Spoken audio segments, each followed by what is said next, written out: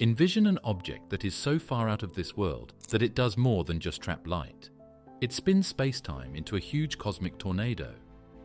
A Kerr black hole that spins is more than just a source of gravity. It's the universe's most powerful engine, capable of twisting time, pulling whole areas of space, and releasing more energy than a galaxy of stars. It's called the most extreme object in physics by physicists because its horizons, jets, energy extraction, and twisted shape make Einstein's equations very hard to understand. Kerr solution of Einstein's equations. When Albert Einstein released his general theory of relativity in 1915, it came with the field equations, which had to be solved. Most of the time, these equations are too hard to solve accurately because they describe how matter and energy bend reality. But there are some perfect cases with accurate answers, and each one has opened up a whole new area of physics. The first was the Schwarzschild solution, which came out in 1916 and explains a mass that is exactly round and doesn't spin. At the time, it was frightening because it said black holes would happen. But in the real world, astronomical things almost never stay still, they spin. Scientists have been wondering for decades if there is a perfect answer for a body that is spinning.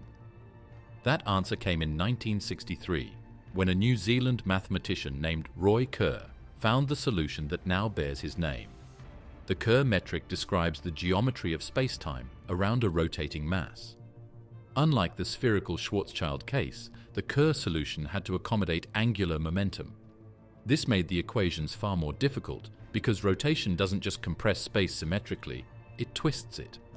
Kerr's breakthrough was realizing that an elegant solution still existed, and he wrote down the precise geometry for a rotating black hole. His work immediately became one of the most important results in general relativity since Einstein himself. The Kerr solution describes a spacetime fully defined by just two numbers, mass and angular momentum. This simplicity is striking because the real universe is messy. A collapsing star may have magnetic fields, turbulence, and uneven rotation. But as general relativity predicts, all of that complexity radiates away, leaving behind only mass and spin. This stripping down of detail is what allows the Kerr metric to be an exact solution. In practical terms, the Kerr geometry is the closest thing we have to describing the black holes scattered across the universe. The fact that Kerr spacetime automatically has two horizons is one of its most important traits. In the Schwarzschild case, where there is only one event horizon, this doesn't show up.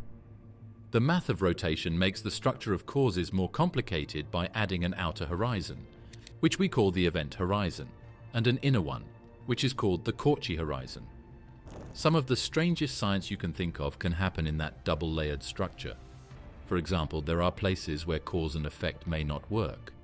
But none of this would be possible without Kerr's calculations, which show how everything works. Think about how this answer changes astronomy right now to get an idea of how powerful it is. We use the Kerr measure to describe all kinds of black holes, from the X-ray pairs in our galaxy to the supermassive giants at the centers of galaxies. Kerr's finding is used as the basis for simulations of accretion rings, jet formation, and gravitational wave signs. Kerr spacetime is used to figure out the shadows and light twisting, even when we look at the first pictures of a black hole from the Event Horizon Telescope. None of those forecasts would have been possible without it. Another thing that makes the Kerr approach so extreme is that it changed the way we think about spinning. Newtonian physics makes spinning easy. All you have to do is spin something. In general, though, spinning pulls spacetime along with it. This frame dragging is not an extra feature. It comes directly from the math Kerr found. In other words, the stage where physics takes place has to spin with the black hole. Before Kerr's work, this thought was almost like something out of science fiction. The geometry also predicted the Ergosphere, a region outside the event horizon where no object can stand still. The Ergosphere was not something Einstein himself foresaw, it is purely a Kerr effect.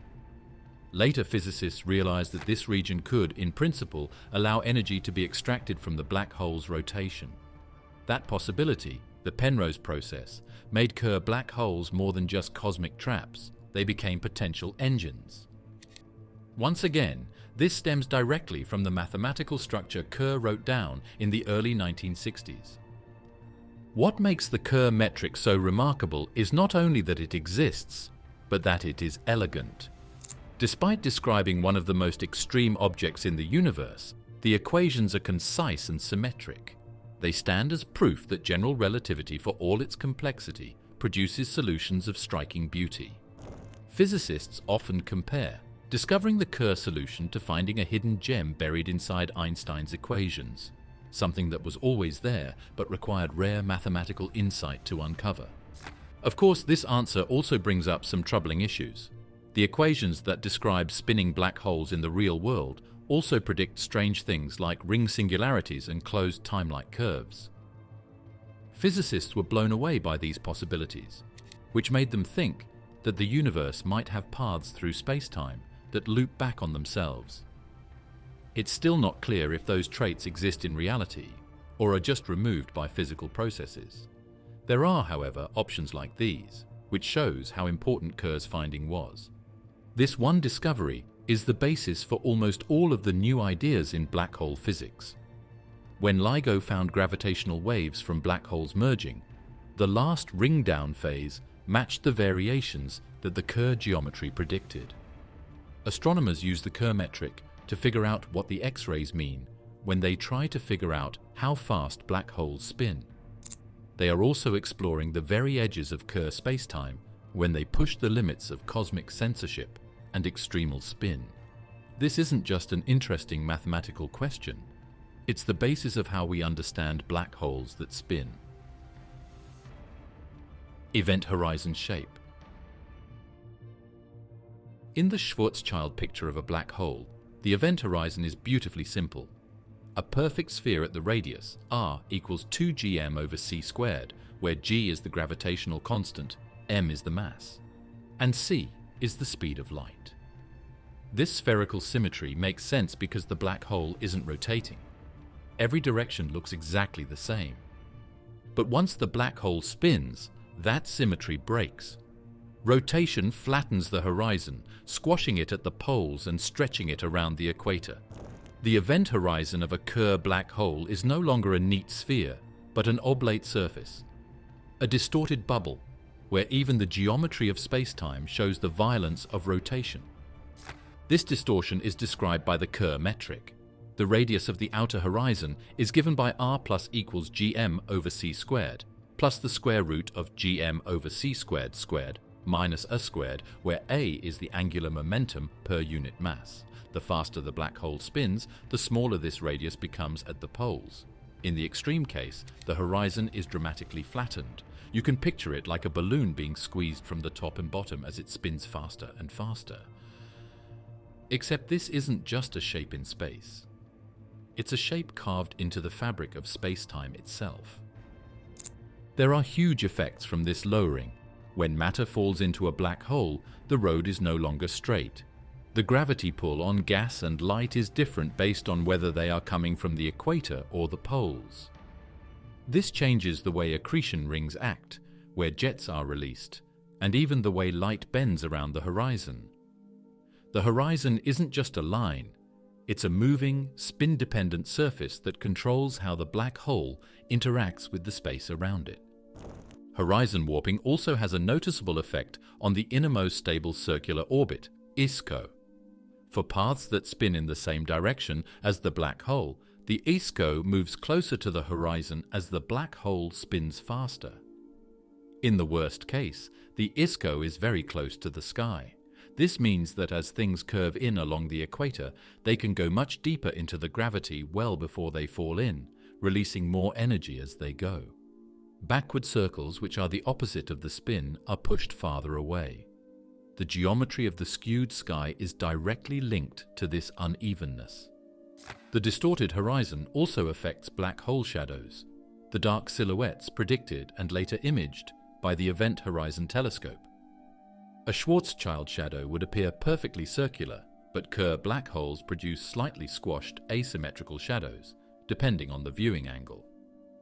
This difference, subtle but measurable, is one of the ways astrophysicists attempt to constrain the spin of real black holes. In fact, the images of M87** show a slight asymmetry consistent with a rotating horizon, evidence that Kerr's mathematics is mirrored in reality. The two-layer nature of the Kerr horizon makes it even more interesting. We usually mean event horizon when we talk about the outer horizon. It is paired with the Cauchy horizon, which is on the inside. This double limit is only possible because of rotation. The most obvious effect is the outer horizon getting flatter, but the internal geometry is even stranger, mixing space and time in ways that go beyond what we can understand. All of these effects highlight why Kerr black holes are considered the most extreme objects in physics. Their horizons are not passive barriers, but dynamic structures tied to the spin of the hole. Every aspect of their behavior, how they swallow light, how they distort time, how they launch jets, depends on the shape of that horizon. Without rotation, black holes would be simpler curiosities. With rotation, they become the engines of galaxies. Ergosphere formation. The ergosphere, an area that doesn't show up at all in the simple Schwarzschild picture, is one of the most amazing things that the Kerr answer says will happen. The ergosphere forms outside of the event horizon of a black hole that is spinning. It makes a shell-like shape around the black hole. One simple but important thing that defines it is that nothing can stay still in this area when looking out into the faraway world. The black hole is spinning so fast that even light, which usually moves on its own, has to move with it. The ergosphere is just outside the sky, not on top of it, but its spacetime is just as strange. The reason the ergosphere exists is frame dragging. As the black hole spins, it twists spacetime so violently that every object, no matter how stubborn, is compelled to rotate in the same direction. The boundary of the ergosphere, called the static limit, is the point where this effect becomes absolute. Beyond the static limit, an observer could, in principle, resist the dragging by firing rockets or applying thrust, but cross inside it, and there is no choice. Every path is dragged forward by rotation. Unlike the event horizon, it is still possible to escape the ergosphere if you have enough energy, but you can never stop moving within it. The shape of the ergosphere is not uniform. It bulges outward at the equator and pinches at the poles, almost like a pumpkin wrapped around the black hole. This distortion comes from the same rotational geometry that flattens the event horizon. The faster the black hole spins, the more the ergosphere stretches outward, especially in the equatorial plane. In the extremal case, the ergosphere becomes enormous, a colossal region where physics bends to the black hole's rotation. Why does the ergosphere matter? Because it allows something extraordinary, energy extraction. In 1969, Roger Penrose realized that if a particle enters the ergosphere and splits into two, one fragment can fall into the black hole while the other escapes with more energy than the original particle had.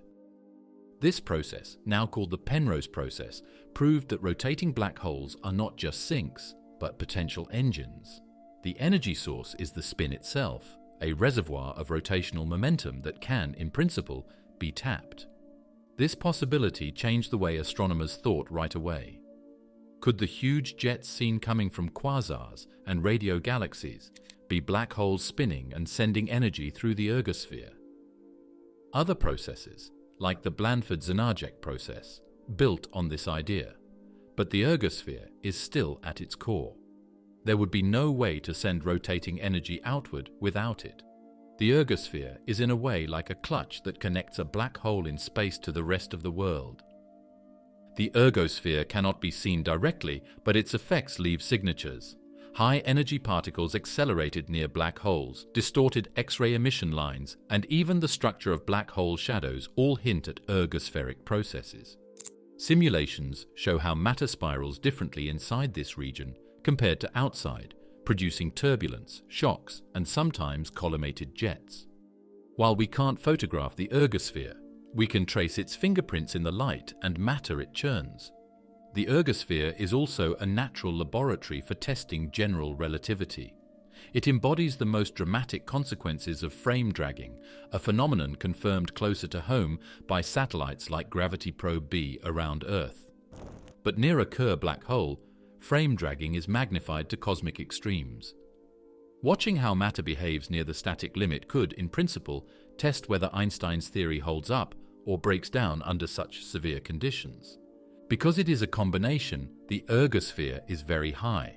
On the other hand, it's not like the event horizon in that you can still get away from it. But you can't stay still in it like you can in normal space. Because it's in between two things, it's one of a kind in physics. It's a place where the movement of space-time limits motion in some ways. As far as cosmic borders go, the ergosphere is between what is usual and what is abyssal. Frame dragging. One of the weirdest statements of general relativity is that frames will drag, and this happens in a big way around a Kerr black hole. The idea is easy to say but hard to picture. When something big spins, it doesn't just spin by itself. In fact, it pulls space-time itself along with it. This effect is very small on Earth. In 2011, Gravity Probe B recorded it by watching how gyroscopes moved in space. Near a spinning black hole, on the other hand, the force is so strong that nothing can stop it. This twisting of space-time is the mechanism that gives rise to the ergosphere. In ordinary space, an object can hover motionless with respect to distant stars. Near a Kerr black hole, frame dragging makes this impossible. Every observer, even one firing rockets at full power, is forced to rotate in the same direction as the black hole. The closer you get, the faster the dragging becomes. At the horizon itself, frame dragging reaches the speed of light. Everything is locked into the black hole's rotation. The mathematics of frame dragging comes directly from the off-diagonal terms in the Kerr metric. These terms couple space and time, showing that motion in one direction is inseparable from motion in another. In essence, rotation ties together what would normally be independent dimensions. This coupling is what forces orbits to precess, paths to curve, and light to spiral in ways unseen around non-rotating black holes. Lense-Thirring rotation is a very interesting sign. This effect was found in 1918 for spinning masses. It changes the paths of circular planes over time. Small tilts happen as satellites move around the Earth. Whole accretion disks can bend, tilt, and spin very quickly around a Kerr black hole. This is not just a theory. X-ray binaries show variations that are almost cyclic, which many astrophysicists see as a sign of frame dragging. Frame moving can also change the courses of photons. When light comes from close to a spinning black hole, it doesn't just curve inward, it twists around the hole. This makes the black hole's shadow uneven and causes the uneven light seen in simulations, and later in pictures of M87*. Those shadows would be perfect, even if you didn't drag the frames. The fact that frame dragging is linked to energy absorption is probably the worst effect. The black hole moves space-time forward, which makes the ergosphere a place where negative energy states can exist. This bending of frames makes the Penrose process and superradiance possible, which use a black hole's spin as a source of energy that can be used. That is, pulling frames is not just a weird thing. It is what makes some of the most powerful things in the world work. When we do frame pulling, we have to rethink what it means to move. In Newtonian physics, space stays the same, but motion changes. In relativity, turning an item changes more than just the object itself. It changes the plane of space and time as well. A Kerr black hole is the most extreme example of this idea. Space-time is no longer a background, it is now a player, spinning along with the matter it holds. We continue to look for more direct evidence of frame dragging near black holes. X-ray telescopes probe the inner disks of binaries, gravitational wave detectors catch the imprint of spinning horizons, and simulations help visualize what cannot be measured directly. Each dataset, from satellites around Earth to images of supermassive black holes, reinforces the same conclusion. Kerr's equations were right. Space really can be twisted like a fluid caught in a whirlpool. Penrose process. Roger Penrose, a British scientist, said in 1969 that it might be possible to steal energy from a spinning black hole. This idea was so crazy that it sounded like something out of science fiction. Scientists now call his idea the Penrose process, and it changed how they thought about Kerr black holes. They stopped being just cosmic traps and turned into possible engines, which are things that could power some of the greatest things in the universe. The process hinges on the existence of the Ergosphere, that strange region outside the event horizon where frame dragging forces everything to move forward with the spin. Inside this zone, Penrose realized, particles could do something unusual. Imagine a spacecraft or particle entering the Ergosphere and splitting into two fragments. One fragment falls past the event horizon, doomed to join the black hole, but the other escapes outward. Thanks to the peculiar geometry of space-time here, the escaping fragment can carry away more energy than the original particle had when it entered. The excess comes directly from the black hole's rotation. This possibility arises because inside the Ergosphere, negative energy states exist relative to the outside universe. A fragment that falls into the hole can effectively have negative energy, reducing the black hole's angular momentum. To conserve energy overall, the escaping fragment must leave with extra energy. In this way, the spin of the black hole is slowly drained. The black hole loses angular momentum while the universe gains usable energy. At first, the Penrose process seemed entirely theoretical. After all, sending particles into black holes and splitting them with precision is not exactly practical. But astrophysicists quickly realized that nature might already be doing this. Jets of matter observed shooting out of quasars and active galactic nuclei could be explained if magnetic fields and accretion flows were exploiting Penrose-like mechanisms. Later, refinements such as the Blandford-Znajek process showed that large-scale magnetic fields could extract rotational energy more efficiently. But Penrose's idea provided the foundation. The efficiency of the Penrose process is remarkable. For a maximally rotating Kerr black hole, up to 29% of its mass energy could, in theory, be extracted through this method. To put that in perspective, nuclear fusion, the process powering stars, converts less than 1% of mass into energy. The Penrose process revealed black holes as the most efficient cosmic batteries in existence, at least in principle. Simulations of particle interactions in ergospheres show how the process might unfold naturally. Turbulence in the accretion disk could fling particles into the ergosphere, where collisions and magnetic fields help split their trajectories. Some fragments spiral inward, reducing the spin, while others shoot outward with added energy. Even if individual events are chaotic, the cumulative effect could drive powerful outflows. This makes the Penrose process not just a mathematical curiosity, but a potential explanation for real astrophysical engines. Observational evidence continues to hint at such processes. High-energy radiation from black hole surroundings, rapid variability in quasars, and the staggering luminosity of jets all point to spin extraction. While it's difficult to say whether pure Penrose processes occur, the underlying principle, that black hole spin can be tapped, seems undeniable. In fact, without some mechanism like this, it would be hard to explain how galaxies sustain such enormous energetic structures. The Penrose process also helps us learn more about how Kerr black holes work as very large labs. It proves that these things are not physics's dead ends, but are instead part of the evolution of the universe.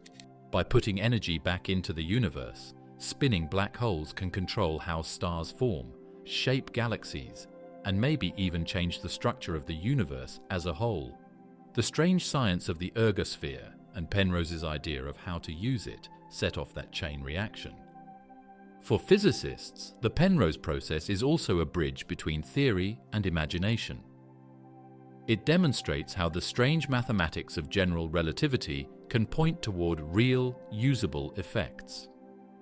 It also sparks speculation about future civilizations. If humanity or another intelligent species could ever approach a Kerr black hole safely, the Penrose process could, in theory, power advanced technologies far beyond anything we can conceive today. While this remains speculative, the physics itself is sound. Superradiance. The Penrose process showed that particles could take energy from a black hole that was spinning. Superradiance showed that waves can do the same thing. The strange physics of the Ergosphere are spread to light, sound, and quantum fields by this event. While some spinning Kerr black holes swallow up everything that comes close, others can boost waves and send them back stronger than they came. In this strange way, this effect turns the black hole into a cosmic amplifier.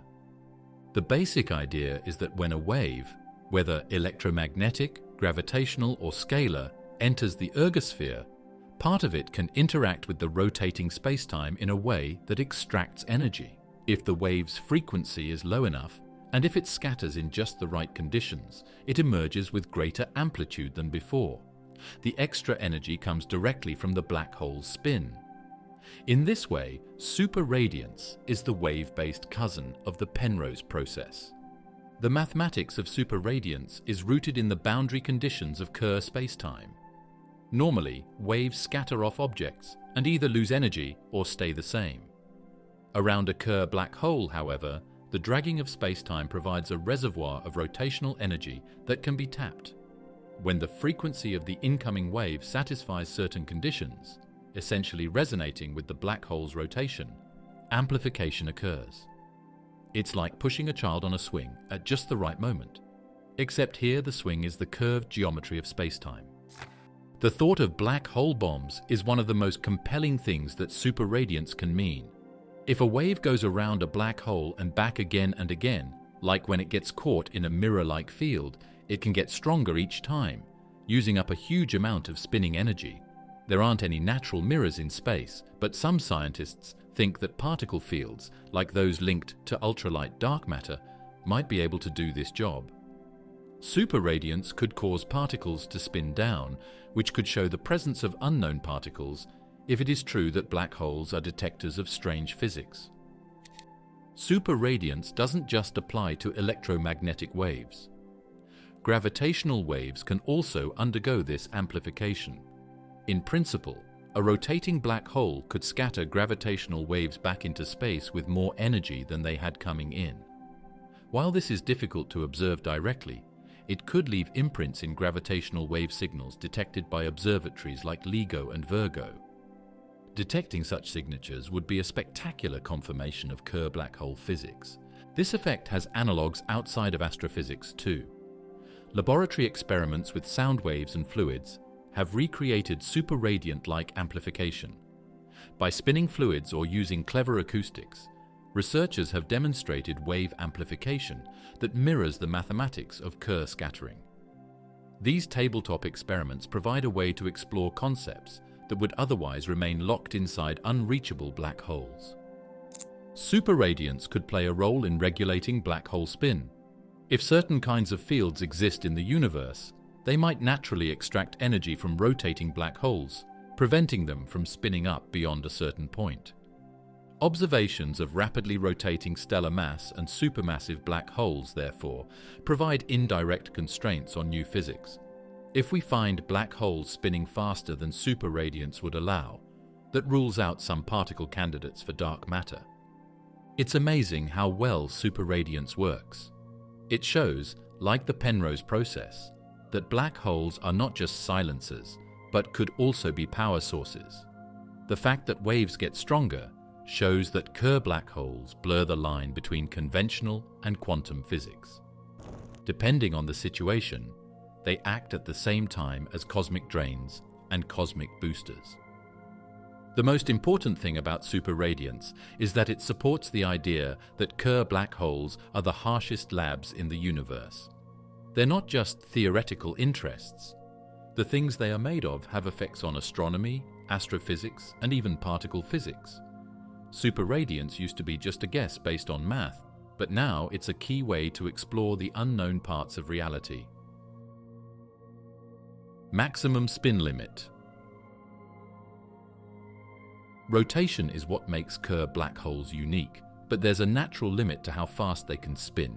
This limit is described by the dimensionless spin parameter A star, which equals c times j divided by gm squared.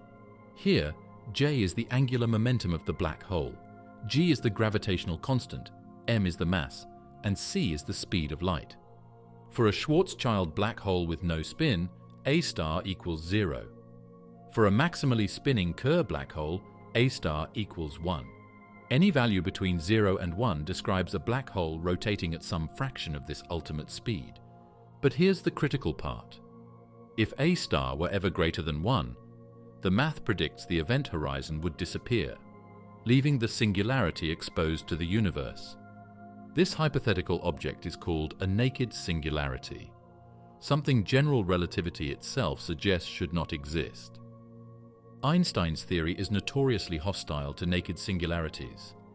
They would represent regions where the laws of physics break down in plain view, without the protective veil of an event horizon. The cosmic censorship conjecture, proposed by Roger Penrose, suggests that nature conspires to prevent such objects from forming. In other words, black holes can get close to the maximum spin, but they can never exceed it. The Kerr solution itself hints at this restriction.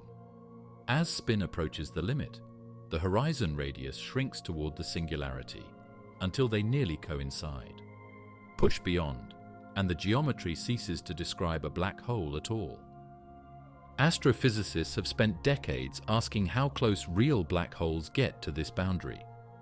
Observations of X-ray binaries suggest that some stellar mass black holes have spin parameters of 0.9 or higher, remarkably close to the theoretical maximum. For supermassive black holes, estimates vary, but some appear to spin at similarly extreme rates. These values are determined by studying the X-ray emission from accretion disks, where the position of the innermost stable circular orbit, ISCO, depends strongly on spin. The closer the ISCO is to the horizon, the higher the inferred spin. So what keeps black holes from spinning too fast? Several natural processes act as regulators. As a black hole pulls in matter, its spin can increase, but not without limits. Gas that falls in from different directions tends to cancel out, keeping the spin from climbing endlessly. Jets powered by the Blandford-Znajek mechanism can also siphon off angular momentum, acting like a brake. Even superradiance, the amplification of waves in the black hole's environment, can help bleed off excess spin. Together, these effects form a kind of balancing act, making sure black holes stay safely below the dangerous threshold where A star equals 1. The maximum spin limit also defines just how powerful a Kerr black hole can be as an energy source. A near-extremal black hole has the tightest ISCO, the strongest frame dragging, and the most efficient energy conversion from accreted matter into radiation. While a non-rotating black hole converts about 6% of infalling mass into energy, a maximally spinning one can reach over 40%. This staggering efficiency makes high-spin Kerr black holes the most powerful natural engines in the universe. Quasars, the blazing beacons at galactic centers, owe much of their luminosity to black holes spinning close to this limit. Interestingly, computer simulations suggest that nature almost never lets black holes spin at the absolute limit. We sometimes measure spin values as high as 0.98 or 0.99, but the perfect extremal case, where A star equals 1, seems out of reach. Some theorists believe that quantum effects or instabilities near the horizon step in to stop black holes from ever reaching that point. Once again, this connects back to the idea of cosmic censorship. The laws of physics may simply forbid us from stripping away the last protective layer and exposing a singularity to the universe. Black holes change over time based on the idea of a maximum spin. A newborn black hole that forms when a star collapses may take on a lot of angular motion. Accretion, mergers, and jet launches change the shape of that spin over the course of cosmic time. Some of them grow faster than the global limit, but none of them get past it. Because of this, every measurement of a high-spin black hole is a test of the most extreme limit of relativity. Extremal Kerr black hole. Interestingly, computer simulations suggest that nature almost never lets black holes spin at the absolute limit. We sometimes measure spin values as high as 0.98 or 0.99, but the perfect extremal case, where A star equals 1, seems out of reach. Some theorists believe that quantum effects or instabilities near the horizon step in to stop black holes from ever reaching that point. Once again, this connects back to the idea of cosmic censorship. The laws of physics may simply forbid us from stripping away the last protective layer and exposing a singularity to the universe. In a standard Kerr black hole, there are two horizons, the outer event horizon and the inner Cauchy horizon. As spin increases, these two horizons move closer together. In the extremal case, they coincide into a single surface. This collapse of horizons drastically alters the causal structure of spacetime. For infalling observers, the usual sequence of crossing an outer and then an inner horizon vanishes. There is only one infinitely thin boundary. The thermodynamics of extremal Kerr black holes are equally exotic. The Hawking temperature of a black hole is inversely related to the surface gravity at the horizon. As spin increases, surface gravity decreases. In the extremal case, surface gravity goes to zero, and so does the temperature. An extremal Kerr black hole, at least mathematically, would not radiate Hawking radiation at all. It would be a cold, silent singularity, immune to evaporation. The ergosphere also changes dramatically in the extremal state. It becomes vast, stretching outward in the equatorial plane. This makes the Penrose process and other energy extraction methods maximally efficient. In principle, an extremal Kerr black hole could power outflows at efficiencies approaching the theoretical maximum of 29% of its rotational energy. Astrophysically, this would make it the ultimate cosmic engine. But there's a catch. Nature may never allow a black hole to reach true extremality. The equations permit a star equal to 1, but real astrophysical processes seem to forbid it.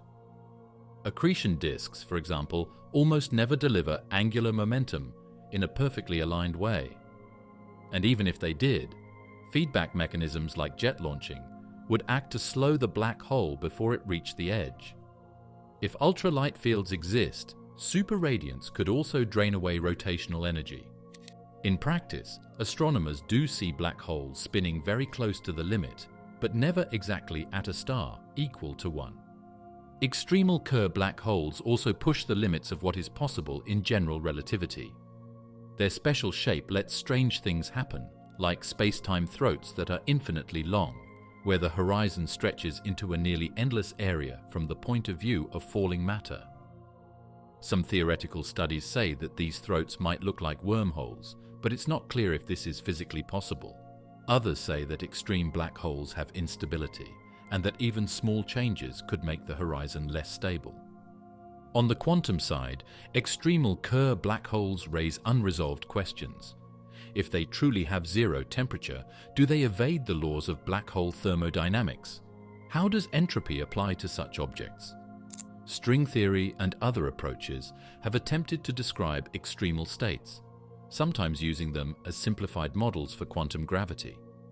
In fact, extremal black holes play a role in the holographic principle, serving as clean examples where space-time geometry corresponds to quantum field theories. Astrophysically, while we may never see a perfect extremal Kerr black hole, approaching this state explains some of the brightest objects in the cosmos. Quasars, with luminosities outshining trillions of stars, require efficiencies that only high-spin black holes can deliver. Observations of their energy output suggest spins hovering close to extremality, even if never fully reaching it. Ring singularity. There is a singularity at the center of every black hole. This is the point where density and curvature become endless. This point is just a simple point in the middle of a Schwarzschild black hole. Things are different in a Kerr black hole, though. The singularity is stretched out into a ring, which is a thin loop in the equatorial plane. This ring singularity is one of the strangest statements of general relativity. It has huge effects on how a black hole is built from the inside out. The ring singularity arises because spin alters the geometry of spacetime. Instead of all paths funneling down to a central point, the equations show that rotation pushes the singularity outward into a circle. The radius of this ring is proportional to the black hole's spin. Faster rotation means a larger ring. Unlike a point singularity which has no dimensions, the ring singularity has a finite radius but zero thickness, forming an infinitely dense line. What makes the Kerr ring singularity especially fascinating is its topology. In theory, it's possible to pass through the center of the ring without encountering infinite density. If you could somehow fall exactly through the hole in the middle of the singularity, the mathematics suggests you might avoid destruction and emerge into another region of space-time. In this sense, the Kerr solution hints at natural wormholes, gateways linking our universe to other places or even other universes. Of course, this possibility comes with caveats. The regions beyond the ring singularity involve closed timelike curves, where paths loop back on themselves in time. These features challenge causality, raising the specter of paradoxes. Many physicists suspect that such regions are unstable, that quantum effects or small perturbations would collapse them before they could be used as wormholes or time machines. Still, the fact that the equations even allow them makes the Kerr solution one of the most mind-bending structures in physics. From an observer's point of view, the ring singularity also alters the fate of infalling matter. In a Schwarzschild black hole, all paths inevitably end at the central point. In a Kerr black hole, some trajectories may bypass the ring entirely, while others crash into it. The singularity acts like a cosmic blade, an infinitely thin boundary slicing through space-time. What happens to matter at this surface is beyond our current physics. General relativity says density becomes infinite. Quantum gravity will someday provide a better answer. The ring singularity also explains why Kerr black holes have such unusual interior horizons. Because the singularity is extended, not point-like, it shapes the inner space-time differently. The existence of the inner Cauchy horizon, with its strange causal properties, stems from this geometry. Without the ring, there would be no second horizon, no time-looping regions, and no wormhole-like passages. The entire exotic structure of Kerr black holes begins with the singularity's rotation-stretched shape. We may never see the singularity directly, but its effects ripple outward. The way matter spirals, the shape of the ergosphere, and the existence of closed time-like regions all depend on the ring. It remains hidden behind horizons, yet it dictates the black hole's character. In this sense, the singularity is both untouchable and unavoidable, unseen, but responsible for everything we can detect. The idea of a ring singularity also captures the imagination beyond pure physics. It suggests that black holes are not all the same, that their internal structures differ radically depending on spin. It also pushes our theories to the edge, where quantum mechanics and relativity collide. To understand the ring singularity fully, we will need a complete theory of quantum gravity, one that can smooth out infinities and reveal what really happens inside. For now, the Kerr ring singularity is a tantalizing mathematical feature. It reshapes the core of a black hole, opens the door to wormholes and time loops, and forces us to confront the limits of Einstein's theory. It is, quite literally, the most extreme place in physics. Closed time-like curves. A very scary thing that the Kerr solution says is true is that there are closed time-like curves, or CTCs. A time-like path in physics is a way that a particle or person could go through space and time. The path goes more slowly than light. In space-time, these lines always move forward in time most of the time. But very near the ring singularity in a Kerr black hole, the shape changes so much that routes through time can go around and around again. This could mean that something could go back to its own past. These loops appear because of how rotation warps spacetime. The intense spin stretches the singularity into a ring, and within that ring, the equations allow the direction of time to twist around. Imagine walking in a circle on Earth's surface and ending up exactly where you began. In Kerr spacetime, the same thing could happen in time as well as space. A traveler following such a curve would experience time normally, second by second, yet arrive back at an earlier moment. At first glance, this sounds like science fiction, an Einsteinian time machine hidden inside a black hole. But most physicists doubt CTCs could ever be used this way. The main problem is stability. Tiny disturbances, such as stray particles or radiation, could accumulate near the Cauchy horizon and destroy the precise geometry that allows these loops. Quantum effects would likely magnify these instabilities, collapsing the structure before any traveler could exploit it. The very fact that closed timelike curves arise in mathematics is astonishing. They highlight the tension between relativity and causality. If the Kerr solution is taken at face value, then Einstein's equations permit violations of cause and effect. But our everyday experience, and every experiment so far, suggests the universe protects causality. This leads many theorists to suspect that some unknown principle, perhaps quantum gravity or cosmic censorship, prevents CTCs from becoming real. The CTCs of the Kerr interior also raise a question about cosmic censorship itself. If naked singularities were to exist, without an event horizon to hide them, then the time loops inside might spill out into the visible universe. This would create paradoxes on a cosmic scale. Penrose's cosmic censorship conjecture is, in part, a safeguard against this chaos. By ensuring singularities stay hidden, the universe hides their time-warping consequences as well. Though they remain hidden, closed timelike curves influence how we think about black holes. They remind us that Kerr interiors are not just scaled-up versions of Schwarzschild interiors. Instead, rotation fundamentally changes the rules of space-time. Inside a rotating black hole, geometry does not merely collapse. It twists, folds, and loops in ways that strain the boundaries of physics. CTCs have also inspired more speculative research. Some physicists use them as testbeds for exploring paradoxes, the grandfather paradox, consistency constraints, and ideas like Novikov's self-consistency principle, which suggests that events in a time loop must remain consistent with themselves. Others see them as a signal that general relativity alone is incomplete. Only a deeper theory, one that unifies relativity with quantum mechanics, will reveal whether time loops are truly possible or mere artifacts of incomplete mathematics. It's useful to know that CTCs exist in Kerr spacetime, even if we never meet one in real life.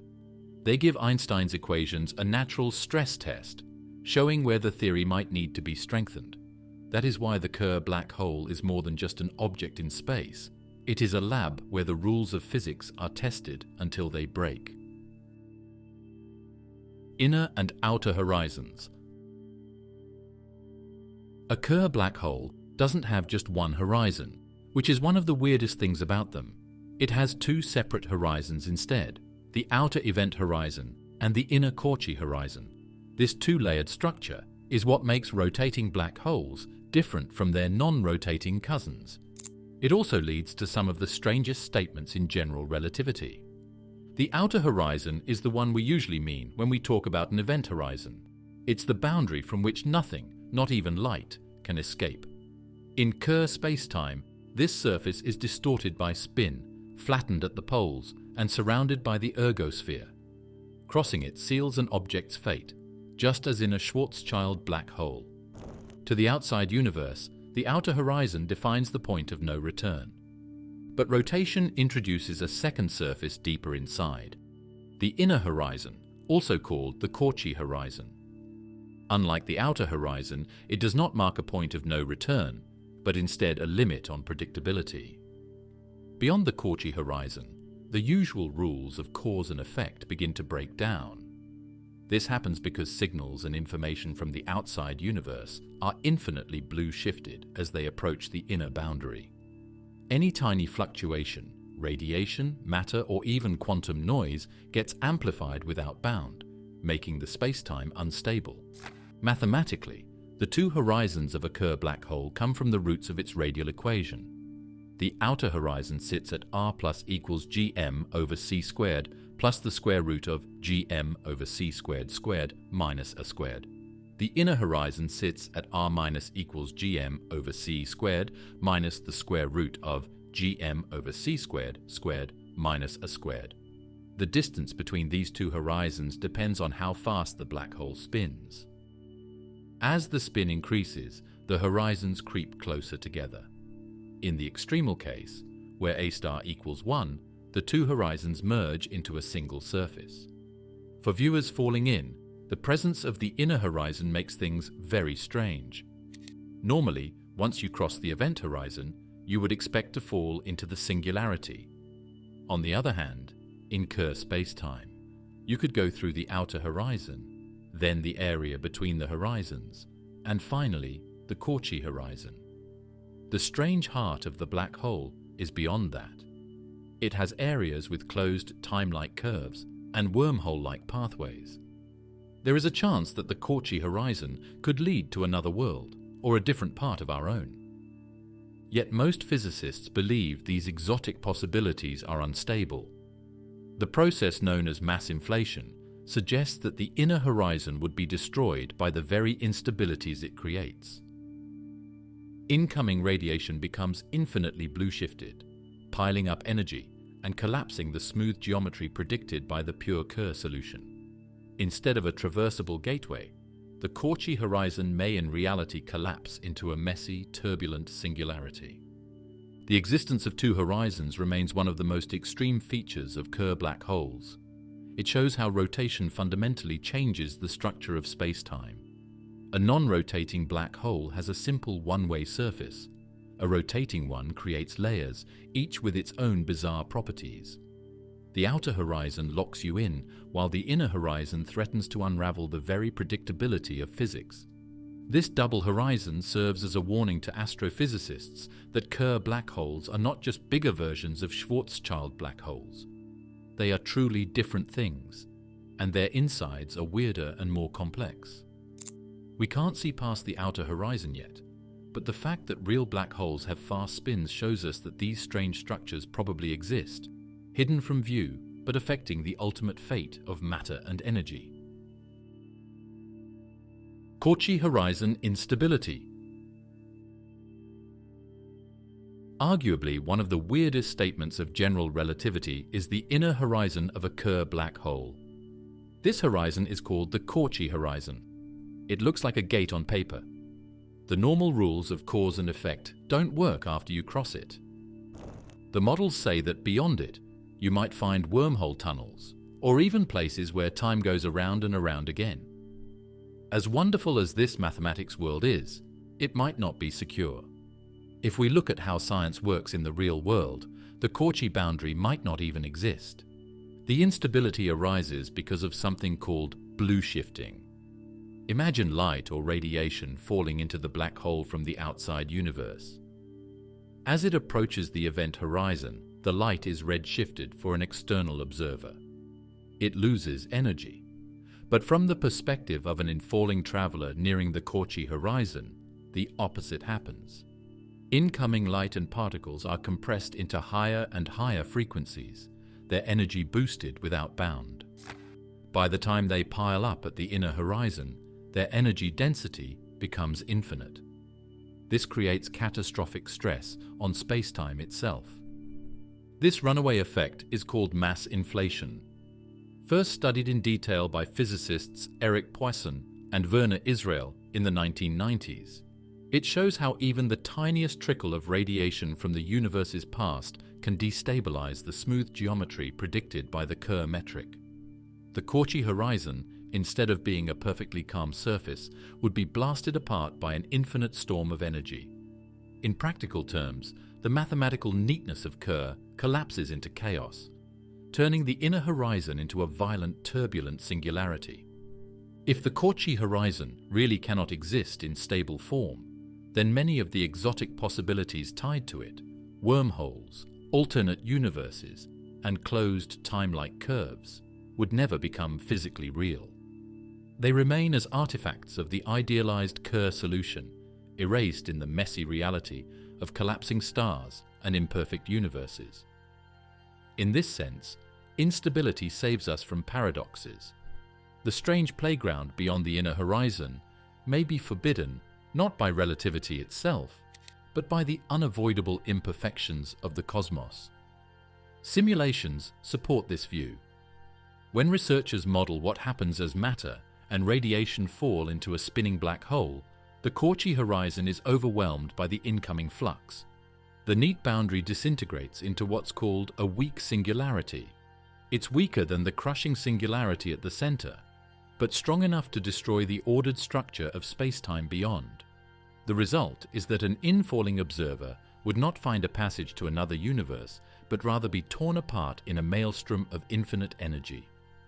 This instability also connects to the cosmic censorship conjecture, Roger Penrose's idea that singularities must always be hidden from the outside universe. A stable Cauchy horizon would risk exposing unpredictable regions to the rest of spacetime, breaking determinism on a cosmic scale.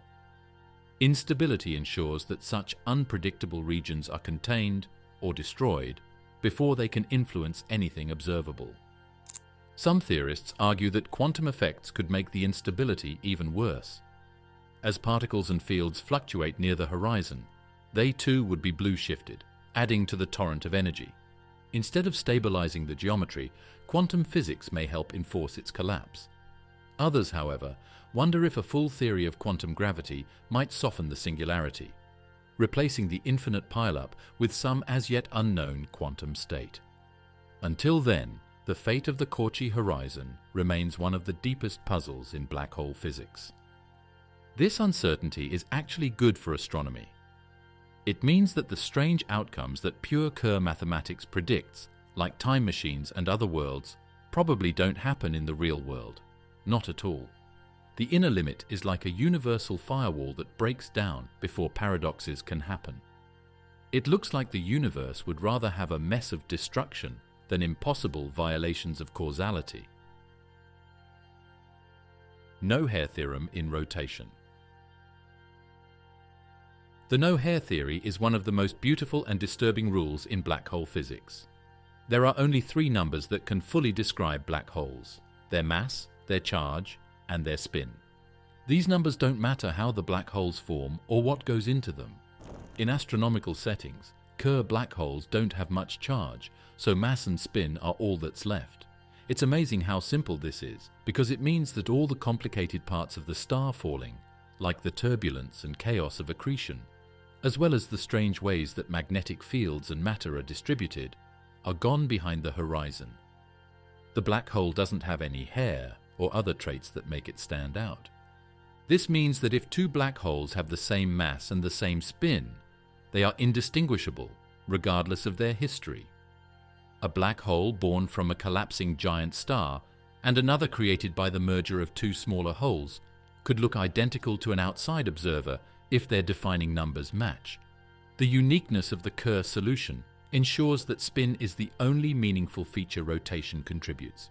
This idea, which was first put into words by scientists like John Wheeler and Jacob Bekenstein in the 1970s, changed the way we think about black holes. It made the point stronger that these things are not just strange astronomical things, but also mathematical things with perfect symmetry. Because they are so simple, they are the most basic things in nature. They are the most basic cosmic ends where all complexity is gone. But the no-hair theorem doesn't just speak to beauty. It has profound implications for astrophysics. For one, it means that any information about matter falling into the black hole is permanently hidden from the outside universe. From our perspective, only mass and spin are conserved. This raises the infamous black hole information paradox, which asks whether quantum mechanics is violated when information disappears. While this paradox extends beyond classical relativity, it begins with the no-hair principle. In the context of rotating black holes, the theorem ensures that no matter how matter accretes, Whether in violent bursts, jets, or slow drizzles, the result is always the same: a Kerr black hole characterized solely by spin and mass. This remarkable consistency is what allows astrophysicists to model black holes across the cosmos using the Kerr solution alone. From stellar mass objects in binary systems to supermassive giants in galactic cores, the no-hair theorem guarantees they all fall under the same mathematical umbrella. Testing the no-hair theorem observationally is one of the great challenges of modern astrophysics. Gravitational wave detectors like LIGO and Virgo offer one of the best tools. When two black holes merge, the resulting ring-down phase should produce vibrations, the quasi-normal modes, uniquely determined by mass and spin. If we detect deviations from this prediction, it could mean that black holes have more hair than theory allows. So far, the observations are consistent with Kerr, but the precision is improving with each detection. Dark matter and black holes can be used to test the theory in another way.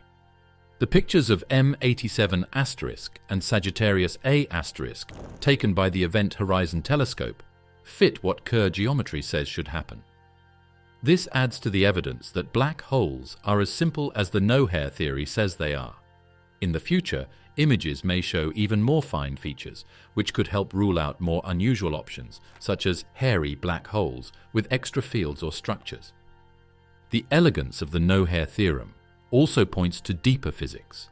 If black holes truly erase all distinguishing features, they represent the ultimate simplifiers in nature. Yet quantum theories suggest there must be a way for information to persist, even if only encoded in subtle correlations at the horizon. Reconciling the no-hair theorem with quantum mechanics is one of the biggest open questions in theoretical physics. The no-hair theorem gives us confidence that the Kerr solution is not just an approximation, but the correct description of real rotating black holes. It explains why astronomers can use mass and spin as the only necessary parameters when interpreting observations. It also highlights how black holes stand apart from every other object in the universe. Stars, planets, and galaxies all carry countless distinguishing features, but black holes are featureless endpoints. Spin measurements via X-rays. If spin is one of the two numbers that describe a Kerr black hole, then the next question is clear. How do we measure it? Even though black holes don't give off light, the matter moving around them in accretion rings does. Astronomers have come up with smart ways to guess how fast real black holes are spinning by studying this energy, especially in the X-ray band. The most widely used method relies on the iron K-alpha emission line, a spectral signature produced when iron atoms in the accretion disk are bombarded by high-energy photons. In a normal environment, this line appears sharp at about 6.4 keV. Near a black hole, however, the line is dramatically distorted. Gravitational redshift, Doppler shifts from orbital motion, and frame dragging combine to smear the line into a broad, skewed shape. The degree of distortion depends on how close the inner edge of the disk lies to the black hole. For rapidly spinning Kerr black holes, the innermost stable circular orbit, ISCO, sits much closer to the horizon, so the distortions are far more extreme. By modeling the shape of the broadened iron line, astronomers can infer the spin parameter. The continuum fitting method is another way to do things. The temperature range of the accretion disk itself is looked at in this way. As a disk gets closer to a black hole, it gets hotter and sends out more powerful radiation. The temperature spectrum can be used to get a rough idea of where the ISCO is because it depends on spin. This method works best for black holes with the mass of stars in X-ray pairs, where the disk radiation is the strongest. These methods have revealed that many black holes rotate astonishingly fast. Some stellar mass black holes in our galaxy appear to have spin parameters above 0.9, close to the theoretical maximum. Supermassive black holes at galactic centers also show high spins, inferred from X-ray observations of their accretion disks. These measurements confirm that spin is not just a theoretical curiosity, but a real property shaping black holes across the cosmos. Spin measurements also have practical consequences. The rotation rate determines how efficiently matter falling into the black hole is converted into energy. A slowly rotating black hole may radiate at only a few percent efficiency, while a near maximally spinning one can exceed 40%. This difference is enormous when scaled to billions of solar masses. It helps explain why quasars, powered by spinning supermassive black holes, shine brighter than entire galaxies. Measuring spin allows astronomers to reconstruct the history of a black hole. Did it grow mainly by steadily accreting matter, spinning up in the process? Or did it grow by frequent mergers, which tend to produce more moderate spins? The answers help us understand galaxy evolution, since the energy feedback from accreting black holes regulates star formation and shapes cosmic structures. This field now also has the Event Horizon Telescope in it. The unevenness in the shadows of black holes like M87 star and Sagittarius A star may show effects of spinning, but it is still too early to say for sure. As imaging gets better, we might be able to measure spin directly from data at the horizon scale. This would give us a whole new way to check Kerr's forecasts. The study of gravitational waves adds a new way of looking at things. Spin is left behind in the waveform when two black holes revolve inward and then join. LIGO and Virgo have already found dozens of these kinds of events. Their data tell us how the spins of black holes are aligned or not aligned before they merge. This new way of looking at spin is still being worked on, but it looks like it will completely change how we think about black hole populations. Gravitational wave astronomy adds a complementary approach. The inspiral and merger of binary black holes carry imprints of spin in the waveform. LIGO and Virgo have already detected dozens of such events, and their data provide constraints on how the spins of black holes are aligned or misaligned before merging. This new window on spin is still developing, but it promises to revolutionize our understanding of black hole populations. Taken together, these methods confirm that Kerr's mathematics is not just an abstract solution. Spin is real, measurable, and essential. It shapes the behavior of accretion disks, the power of jets, and the brightness of quasars. It also tells the story of how black holes grow and evolve over cosmic time. The amazing creativity of astrophysics is shown by spin readings using X-rays. If we look at photons that have just gone above the event horizon, we can figure out how fast an object billions of times heavier than the Sun and millions of light years away is spinning. Science has come a long way just by being able to measure something so extreme. Relativistic jets and spin. Relativistic jets are amazing sights in the universe. They are narrow beams of matter and energy that shoot out from the centers of galaxies at almost the speed of light. These huge structures can be hundreds of thousands of light years long, making the galaxy look small in comparison. Kerr black holes are at the center of them, and more data points spin as the main thing that gives them their huge power. The connection arises because rotating black holes do more than swallow matter. Their spin twists spacetime so violently that it drags magnetic fields into complex configurations. These magnetic fields, anchored in the swirling plasma of the accretion disk, act like channels that tap into the black hole's rotational energy. When the conditions are right, the spin of the black hole is transferred outward through the magnetic field, launching plasma in tightly collimated beams along the rotation axis. Two main mechanisms are often discussed. The first is the Penrose process, where particles inside the ergosphere split and escape with extra energy. The second, and more widely accepted in the context of jets, is the Blandford-Znajek process. In this scenario, magnetic field lines threading the ergosphere act like wires connected to a dynamo. The black hole's spin supplies the energy, and the fields accelerate particles outward, producing jets. Both processes depend directly on the existence of rotation. Without spin, the energy reservoir simply isn't there. Observations strongly support this link. X-ray studies of black holes in binaries show that those with higher spin produce stronger jets. Similarly, in quasars and radio galaxies, the brightest and most powerful jets are associated with supermassive black holes suspected to be spinning rapidly. While accretion alone can produce outflows, it is spin that explains the sheer scale and efficiency of relativistic jets. The scale of these jets is staggering. Plasma accelerated to near light speed emits across the spectrum, from radio waves to X-rays. The radio lobes of galaxies, inflated by jets over millions of years, can contain more energy than all the stars in the galaxy combined.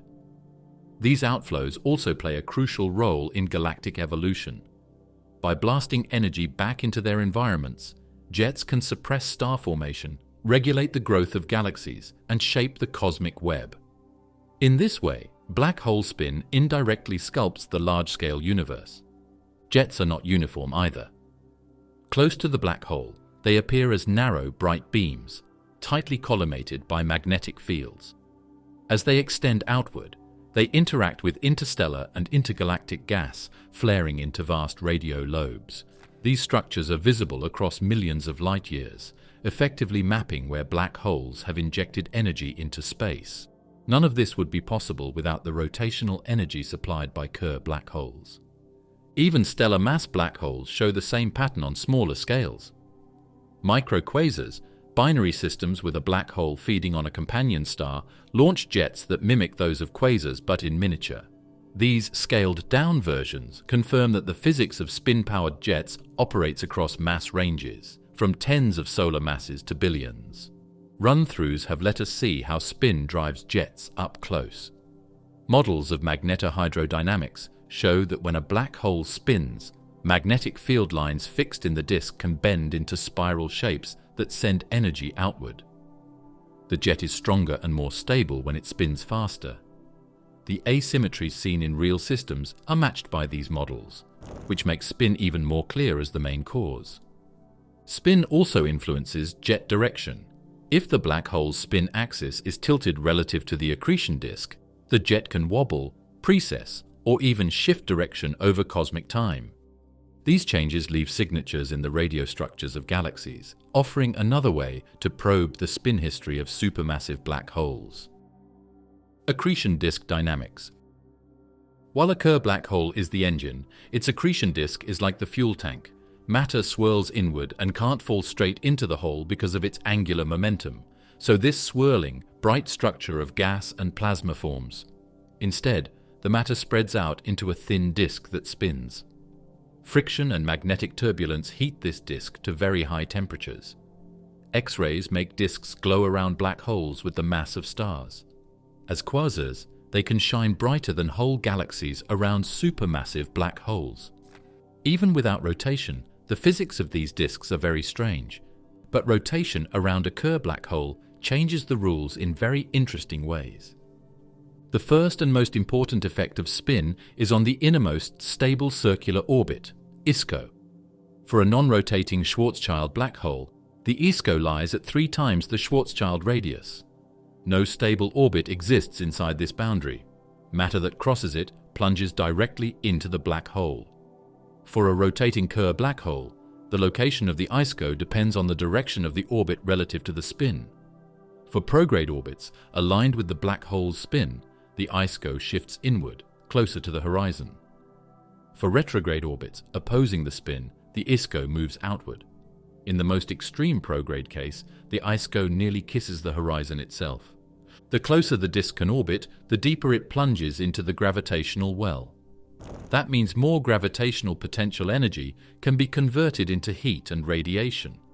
A non-rotating black hole converts about 6% of the rest mass of infalling matter into energy. A maximally spinning Kerr black hole can convert more than 40%. This makes rotating black holes the most efficient energy engines known in the universe. Orders of magnitude more efficient than nuclear fusion in stars. Quasars, shining across billions of light-years, are living proof of this efficiency. The structure of the disk is also reshaped by spin. In a Kerr geometry, frame dragging causes the orbits of particles in the disk to precess. This effect can warp the disk, twisting its plane and creating tilted or even torn structures. If the black hole's spin axis is misaligned with the disk, the inner regions can align with the black hole, while the outer regions remain tilted, producing what's called a Bardeen-Petersen effect. These warped disks emit radiation unevenly, creating quasi-periodic oscillations, QPOs, observed in X-ray light curves. These oscillations are one of the main clues astronomers use to probe the extreme environment near the ISCO. Magnetic fields in accretion disks also interact with spin. Turbulence from the magneto-rotational instability stirs the plasma, redistributing angular momentum so that material can drift inward. As this happens, some of the disk's energy is funneled into jets, powered by the black hole's spin through processes like Blandford-Znajek. The disk and jet form a coupled system. Spin twists the fields, fields extract energy, and energy powers outflows stretching across galaxies. Without rotation, disks would still shine, but they wouldn't launch the colossal jets we observe. The effectiveness of cooling is another important part of how accretion disks move. A huge amount of energy is released when gas falls into a Kerr black hole. If the disk reflects well, it will stay small and stable. If cooling doesn't happen, the disk puffs up into a thick torus or corona, which can be seen in different ways. Spin changes this balance by controlling the amount of energy that can be sent out and the location where it is stored. This is the reason accretion rings around black holes with a high spin tend to be hotter, brighter, and more unstable. These theory statements have been backed up by observations. Broadened iron lines from disks orbiting close to Kerr black holes have been recorded by X-ray satellites.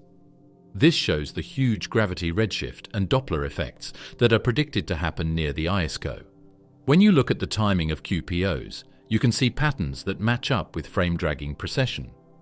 Also, quasars are very bright, which suggests that they work in a way that only high-spin Kerr black holes can. By putting these pieces together, they show that accretion disks are like spinning labs for very high-energy physics. Spin also affects how disks evolve over time. In galaxies, supermassive black holes grow primarily by accreting matter through disks. If accretion occurs steadily in the same direction, the black hole spins up, pulling the ISCO inward and making the process even more efficient. If accretion happens chaotically, from random directions, the spin may be moderated. These differences help explain why some galaxies host powerful quasars while others have quieter central engines. The disk's interaction with spin, therefore, isn't just a local effect, it shapes the growth of galaxies themselves. Disks also leave behind visible structures at large scales. Jets powered by spin carry energy far into the galactic halo, while winds from the disk heat and stir interstellar gas. This feedback regulates star formation and helps explain why massive galaxies stop forming stars earlier than smaller ones. Thus, the small-scale dynamics of gas spiraling into a Kerr black hole ripple outward into the cosmic web. Numerical models are now an important part of understanding these processes. Scientists can make models of how matter acts in Kerr spacetime using general relativistic magnetohydrodynamics, GRMHD. The models show disks that are curved and turbulent, with hotspots flashing and magnetic fields running through them. They also show the unevenness seen in real black hole pictures, like the Event Horizon Telescope's picture of the bright crescent of M87*. With each new modeling improvement, we get closer to being able to match theory with fact. Spin is still at the heart of all dynamic features. Innermost stable circular orbit, ISCO. An orbit around a black hole is very important, but the innermost stable circular orbit, ISCO, is the most important. This is the last safe orbital point for matter before it falls into the black hole. For things that are nearby, small changes in the orbit, like tiny nudges from turbulence or radiation, cause the orbit to break down, and the object will always circle inward.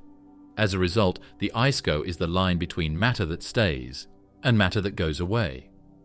This is not true for Kerr black holes. Because its position changes a lot depending on spin, it is one of the best ways to study the physics of spinning. For a non-rotating Schwarzschild black hole, the innermost stable circular orbit, or ISCO, sits at 3 Schwarzschild radii, about 6 times the gravitational radius, gm/c².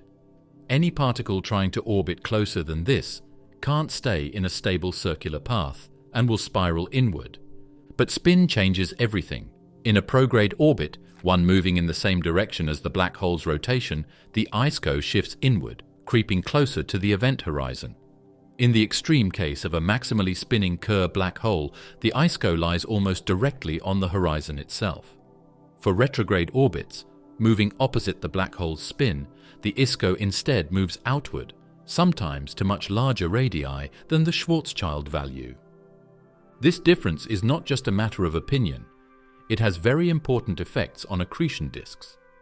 The ISCO marks the disk's inner edge, the point where matter stops orbiting and can fall easily into the disk.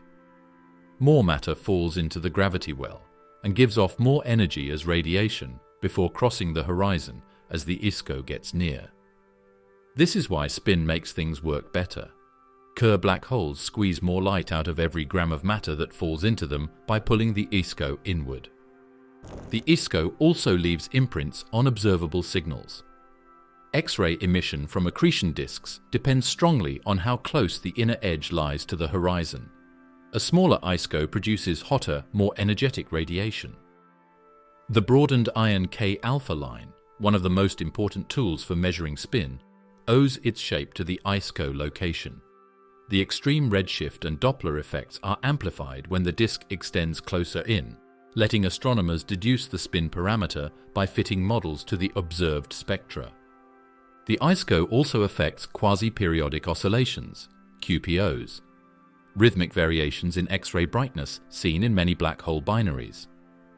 These oscillations are believed to correspond to orbital frequencies near the ISCO or to precessional motions caused by frame dragging. Because the ISCO depends directly on spin, measuring these frequencies allows astronomers to constrain the black hole's rotation. The ISCO is also very important in the field of gravity waves. They send out different kinds of gravity waves when they cross the ISCO, when two black holes are spiraling together. The pattern shows circular motion up to that point. After that, the objects fall quickly toward merging. Because of this, the frequency of the ISCO naturally cuts off the inspiral signal. Finding this feature in LIGO and Virgo data gives us another way to check if real black holes behave like Kerr said they would. Theoretical studies of the ISCO also highlight the elegance of Kerr geometry. The equations governing orbital stability are complex, but they produce clear, predictable boundaries. This precision is why astrophysicists can use the ISCO as a direct link between observations and the fundamental parameters of mass and spin. Few other aspects of general relativity give us such a clean handle on otherwise invisible objects. In real life, though, the ISCO isn't always a clear line. Magnetic turbulence, radiation pressure, and disk problems can make it hard to tell the difference between freefall and safe rotation. Plasma may flow inward sometimes, even before it gets to the logical ISCO. Even with these problems, the ISCO is still a strong potential fixed point. It gives us a starting point for measuring real astronomical impacts. The ISCO has effects on the growth of black holes as well. As more matter comes together, the spin changes. If most of the accretion happens through prograde disks, the ISCO moves inward. This makes the black hole more efficient and spins it up even more. If accretion is unstable or going backwards, the ISCO moves outward, which makes it less efficient and slows spin growth. So the ISCO isn't just a piece of math. It's also a feedback loop that connects accretion, spin, and the history of the universe. Gravitational redshift of disk light. Matter that is close to a Kerr black hole gives off energy in the form of photons with a high frequency, mostly X-rays. But those photons don't go into the universe without being changed. They have to first get out of the black hole's gravity well. As they do this, they are stretched out to longer wavelengths, which is also called redshift. This gravitational redshift is very close to the event horizon and shows one of the strongest signs of both the gravitational potential and the effect of spin. The effect can be understood by comparing two observers, one hovering close to the horizon and another far away. The local observer measures the photon's energy at its original value. The distant observer, however, sees the photon as less energetic, its frequency stretched out by the climb against gravity. The closer to the black hole the photon is emitted, the more pronounced the redshift. This is not a Doppler effect from motion, but a direct consequence of curved spacetime. In Kerr black holes, spin amplifies the effect. Because the innermost stable circular orbit, ISCO, shifts inward for prograde orbits, matter in the accretion disk can radiate from deeper within the gravitational well. That means the photons leaving the disk suffer more extreme redshifts. This is why rapidly spinning black holes produce broader, more distorted spectral lines than their non-rotating cousins. The iron K-alpha line is a prime example. Instead of a narrow spike, it spreads into a wide, skewed curve, its low-energy tail shaped by the most redshifted photons near the ISCO. But gravitational redshift doesn't act alone. Photons from the disk also experience Doppler shifts due to the orbital motion of the gas and beaming effects from relativistic speeds. On the side of the disk, rotating toward us, photons are boosted to higher energies. On the receding side, they are further redshifted. The combined result is a complex asymmetric spectrum that encodes both the disk's motion and the depth of the gravitational field. The more extreme the spin, the closer the emission originates to the horizon, and the more dramatic the distortions become. Astronomers exploit this interplay to measure black hole properties. By modeling the broadened spectral lines, particularly the iron K-alpha feature, they can deduce how close the inner edge of the disk lies to the horizon and therefore estimate spin. These fits require accounting for gravitational redshift, Doppler shifts, and relativistic beaming all at once. The result is one of the most powerful techniques for probing Kerr black holes, used extensively in X-ray astronomy with observatories like XMM Newton, Chandra, and NuSTAR. Gravitational redshift also shapes the appearance of black holes in imaging. In simulations of accretion disks, the side rotating away from us glows redder and dimmer because of redshift effects, while the approaching side shines brighter and bluer. This asymmetry produces the bright crescents and dark shadows predicted for Kerr black holes. The Event Horizon Telescope's image of M87* revealed just such a crescent, confirming that gravitational redshift and frame dragging are at work. Beyond individual lines and images, redshift tells us about energy conversion efficiency. Photons that escape carry away information about how much energy the disk radiates versus how much falls into the hole. The deeper the emission region, the more energy is lost to redshift. Yet, paradoxically, spin also boosts efficiency because matter plunging closer to the horizon releases more energy overall. Redshift therefore acts as both a limit and a diagnostic, shaping the balance of what we see versus what is swallowed.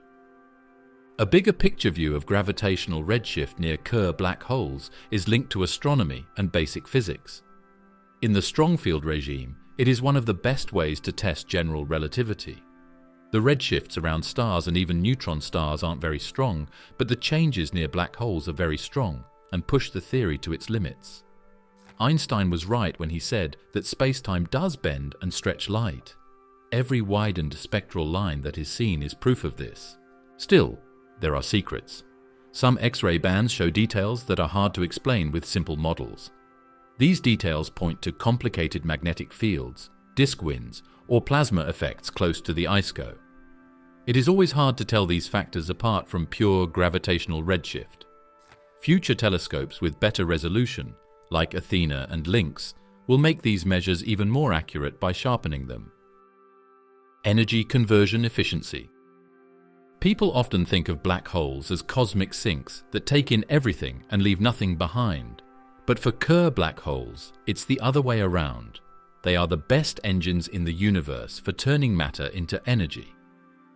How well this process works, how much of the rest mass of falling matter is radiated away before it goes away, is almost entirely determined by spin. And those numbers are crazy. The rate of growth is about 6% efficient for a Schwarzschild black hole that doesn't spin. That means that for every kilogram of matter that falls in, only 6% of its mass energy is lost as heat or light. The rest goes into the hole. This is already more efficient than most of the things we know of. When hydrogen fuses into helium, a process called nuclear fusion, less than 1% of mass is turned into useful energy. Even if they don't move, black holes are much better than stars. But a Kerr black hole takes this efficiency to an entirely new level. Because rotation pulls the innermost stable circular orbit, ISCO, inward, matter can orbit closer to the horizon before falling in. That means more gravitational potential energy is released and radiated away. For a maximally spinning black hole, aligned with the disk, prograde orbit, the efficiency can reach 42%. In other words, nearly half of the rest mass of infalling matter can be converted into energy before the plunge.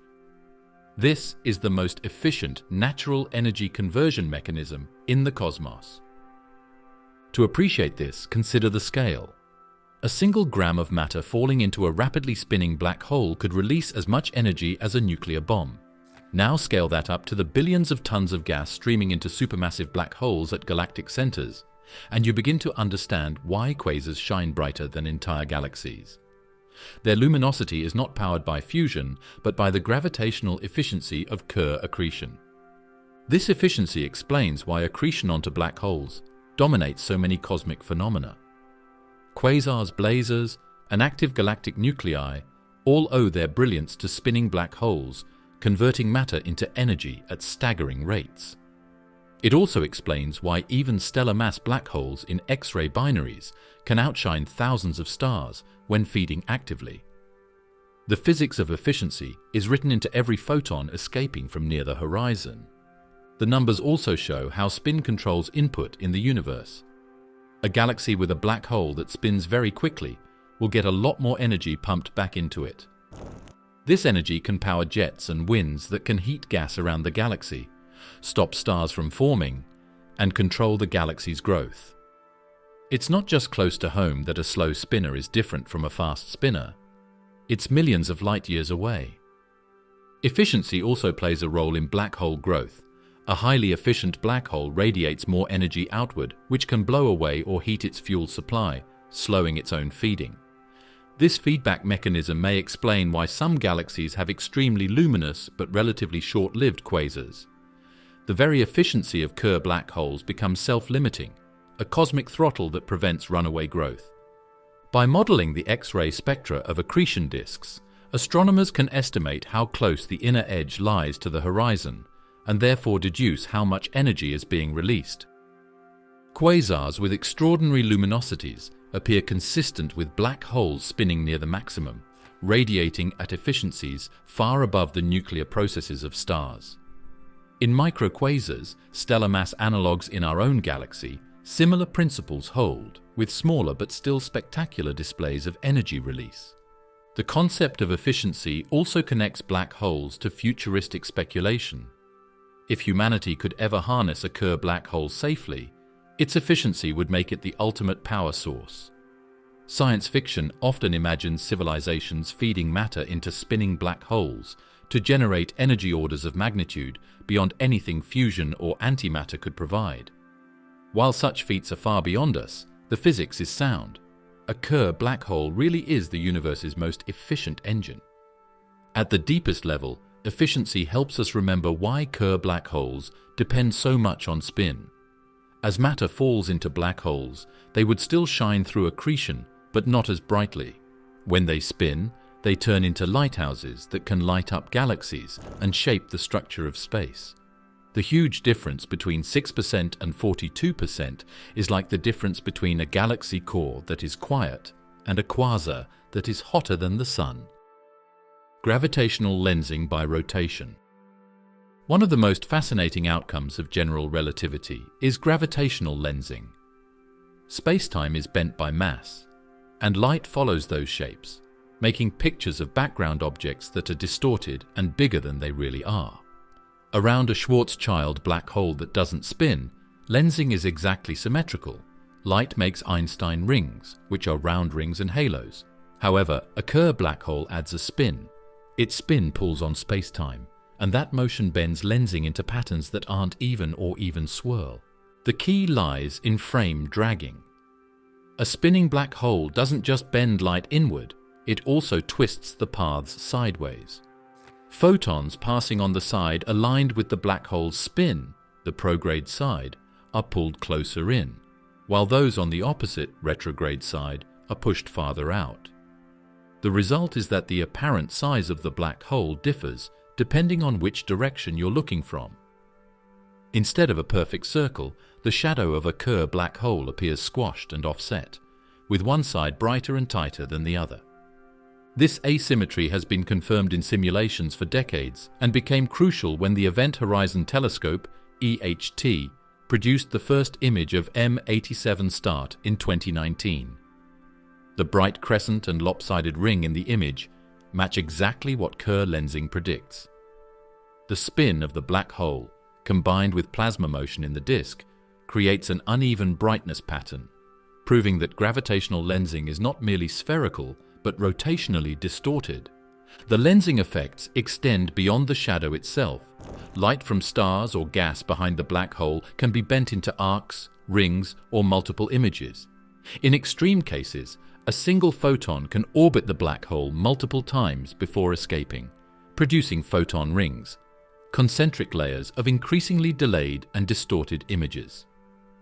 In Kerr spacetime, these rings are not perfectly nested but skewed, with prograde photons orbiting closer and appearing in tighter, brighter arcs than retrograde ones.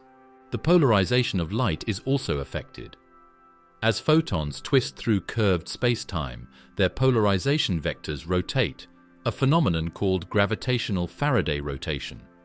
Around a spinning black hole, this effect becomes direction-dependent, offering another way to measure spin. Recent EHT observations of polarized light near M87** provided evidence of magnetic fields and plasma dynamics consistent with Kerr predictions, further confirming that spin reshapes lensing in subtle but measurable ways. Gravitational lensing by Kerr black holes influences astrophysical observations on larger scales. If a spinning black hole passes in front of a background star, the resulting microlensing event will not produce a perfect symmetric brightening, but a skewed one. Detecting such asymmetries could, in principle, allow astronomers to measure the spin of isolated black holes, something that remains extremely challenging by other methods. Perhaps the most extreme lensing occurs inside the ergosphere. There, light can be dragged so violently that it circles the black hole in complex patterns before escaping. Some photons may even gain energy through superradiance, altering the spectrum of the escaping radiation. In simulations, this produces chaotic but distinctive light curves, full of flickers and oscillations. Observing such patterns could reveal not just the presence of a black hole, but the precise fingerprints of spin. The beauty of Kerr lensing is that it transforms black holes from invisible traps into cosmic mirrors. They take light from their surroundings and twist it into shapes that reveal their hidden properties. While we cannot peer inside the horizon, the distorted images and lopsided rings projected onto the universe carry the story of rotation. Every crescent-shaped glow we observe around a black hole is, in a sense, a lensing portrait of spin. Looking forward, higher resolution imaging promises to make Kerr lensing an even sharper diagnostic. The next generation of the Event Horizon Telescope may resolve the photon rings themselves, directly testing the asymmetries predicted by Kerr geometry. If confirmed, these rings will not only prove general relativity's accuracy in the strong field regime, but also provide precise measurements of spin down to a fraction of a percent. Gravitational lensing by rotation is one of the clearest visual demonstrations of how black holes differ when they spin. It shows us that spacetime is not only curved, but twisted, and that light itself cannot escape the grip of that twist without leaving behind a signature. These distorted halos and crescents are more than beautiful. They are cosmic experiments, proving that Kerr black holes are real. Shadows of rotating black holes. Astronomers don't mean a normal shade when they talk about a black hole's shadow. The dark shape we see is actually light bending around a black hole, with some photons being sucked in and others being pushed into our line of sight.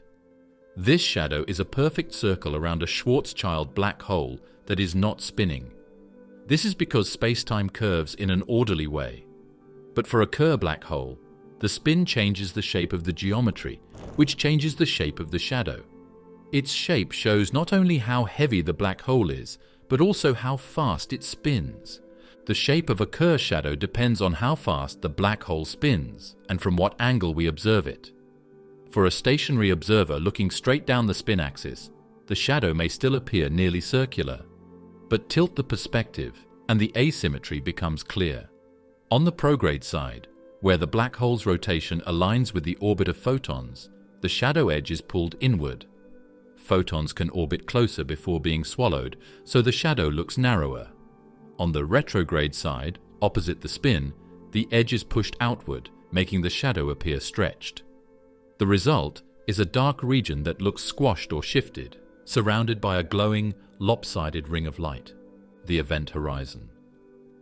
Telescope's famous image of M87 star in 2019 offered the first real glimpse of such a shadow. The ring was not uniform. One side glowed brighter than the other, consistent with both Doppler boosting in the accretion disk and Kerr shadow asymmetry. A few years later, the image of Sagittarius A star, the supermassive black hole at the center of the Milky Way, provided another test. Again, the data matched Kerr predictions. The shadows were nearly circular, but showed subtle asymmetries consistent with moderate spin and orientation effects. The brightness distribution around the shadow is also spin-dependent. Light from the accretion disk or plasma near the horizon is Doppler boosted on the side rotating toward us, making it appear brighter. On the receding side, the opposite occurs, with photons redshifted and dimmed. Combined with gravitational lensing, this produces the characteristic crescent appearance seen in simulations and now in real images. That crescent is, in essence, the direct fingerprint of Kerr rotation etched onto light itself. But the shadow is not just an outline, it also hides deeper structure. Photon rings, created by light orbiting the black hole multiple times before escaping, surround the shadow in concentric layers. Each ring corresponds to photons that have made an extra lap around the black hole. For Schwarzschild black holes, these rings would be perfectly nested and circular. For Kerr black holes, they are skewed and asymmetric, reflecting the differences between prograde and retrograde photon paths. Although current telescopes cannot resolve these rings, future instruments may reveal them, providing ultra-precise measurements of spin. The size of the shadow also encodes information.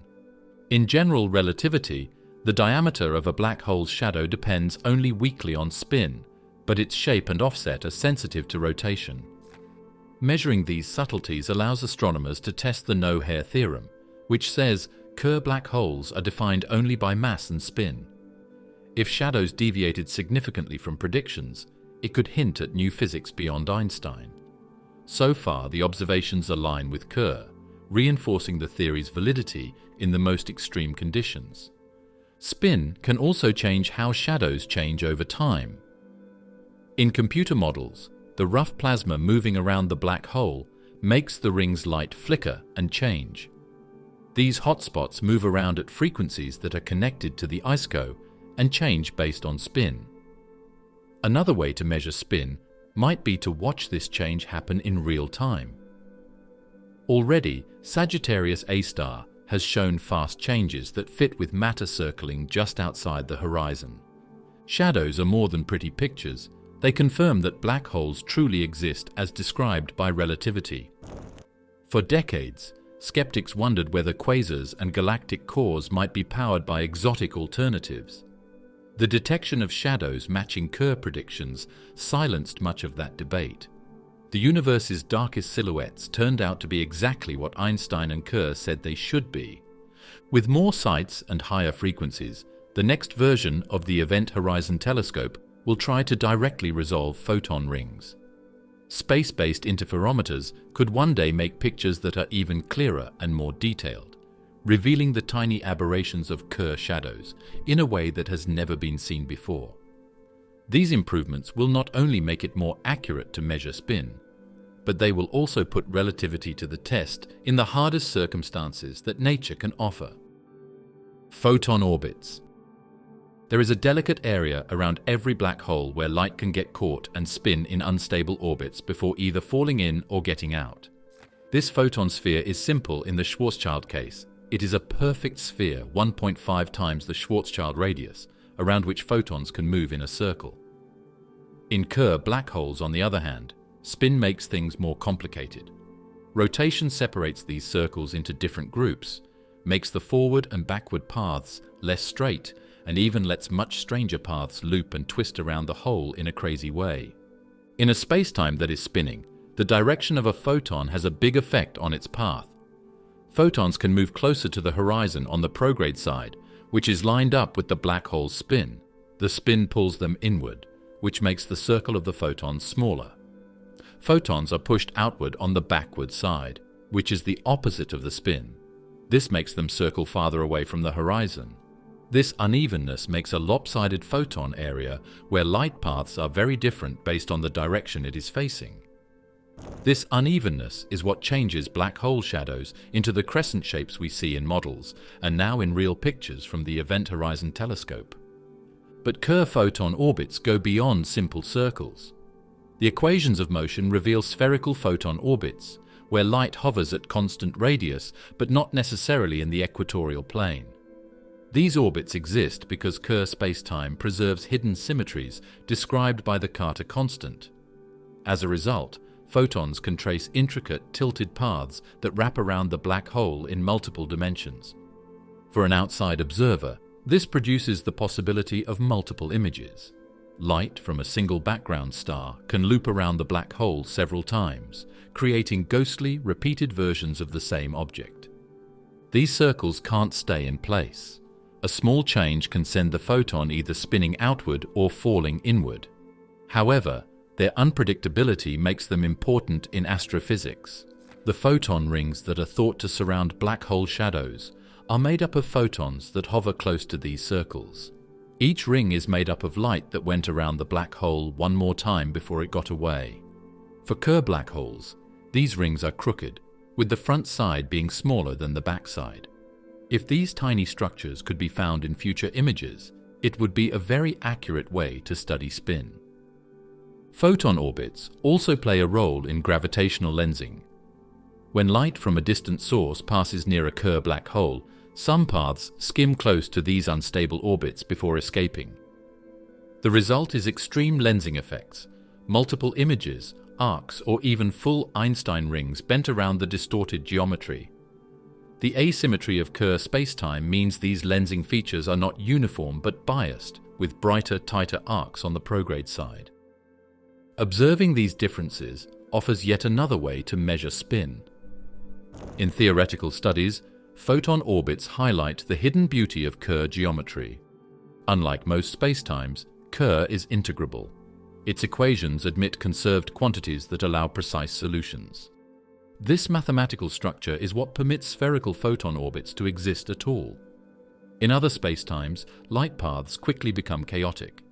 In Kerr spacetime, chaos still emerges, but within a framework of elegant symmetry. Photon orbits affect not just images but variability. Hotspots in accretion disks can send photons along different paths, some taking direct routes and others looping once or twice around the hole before reaching us. This produces delayed echoes of the same flare, arriving milliseconds or seconds apart depending on the black hole's mass. Detecting these echoes in light curves would provide a real-time probe of Kerr photon dynamics. Gravitational wave astronomy also brushes against photon orbits. The ring-down phase, after a black hole merger, is shaped by quasi-normal modes, vibrations tied to the geometry of Kerr spacetime. These modes, in turn, are mathematically related to photon orbits.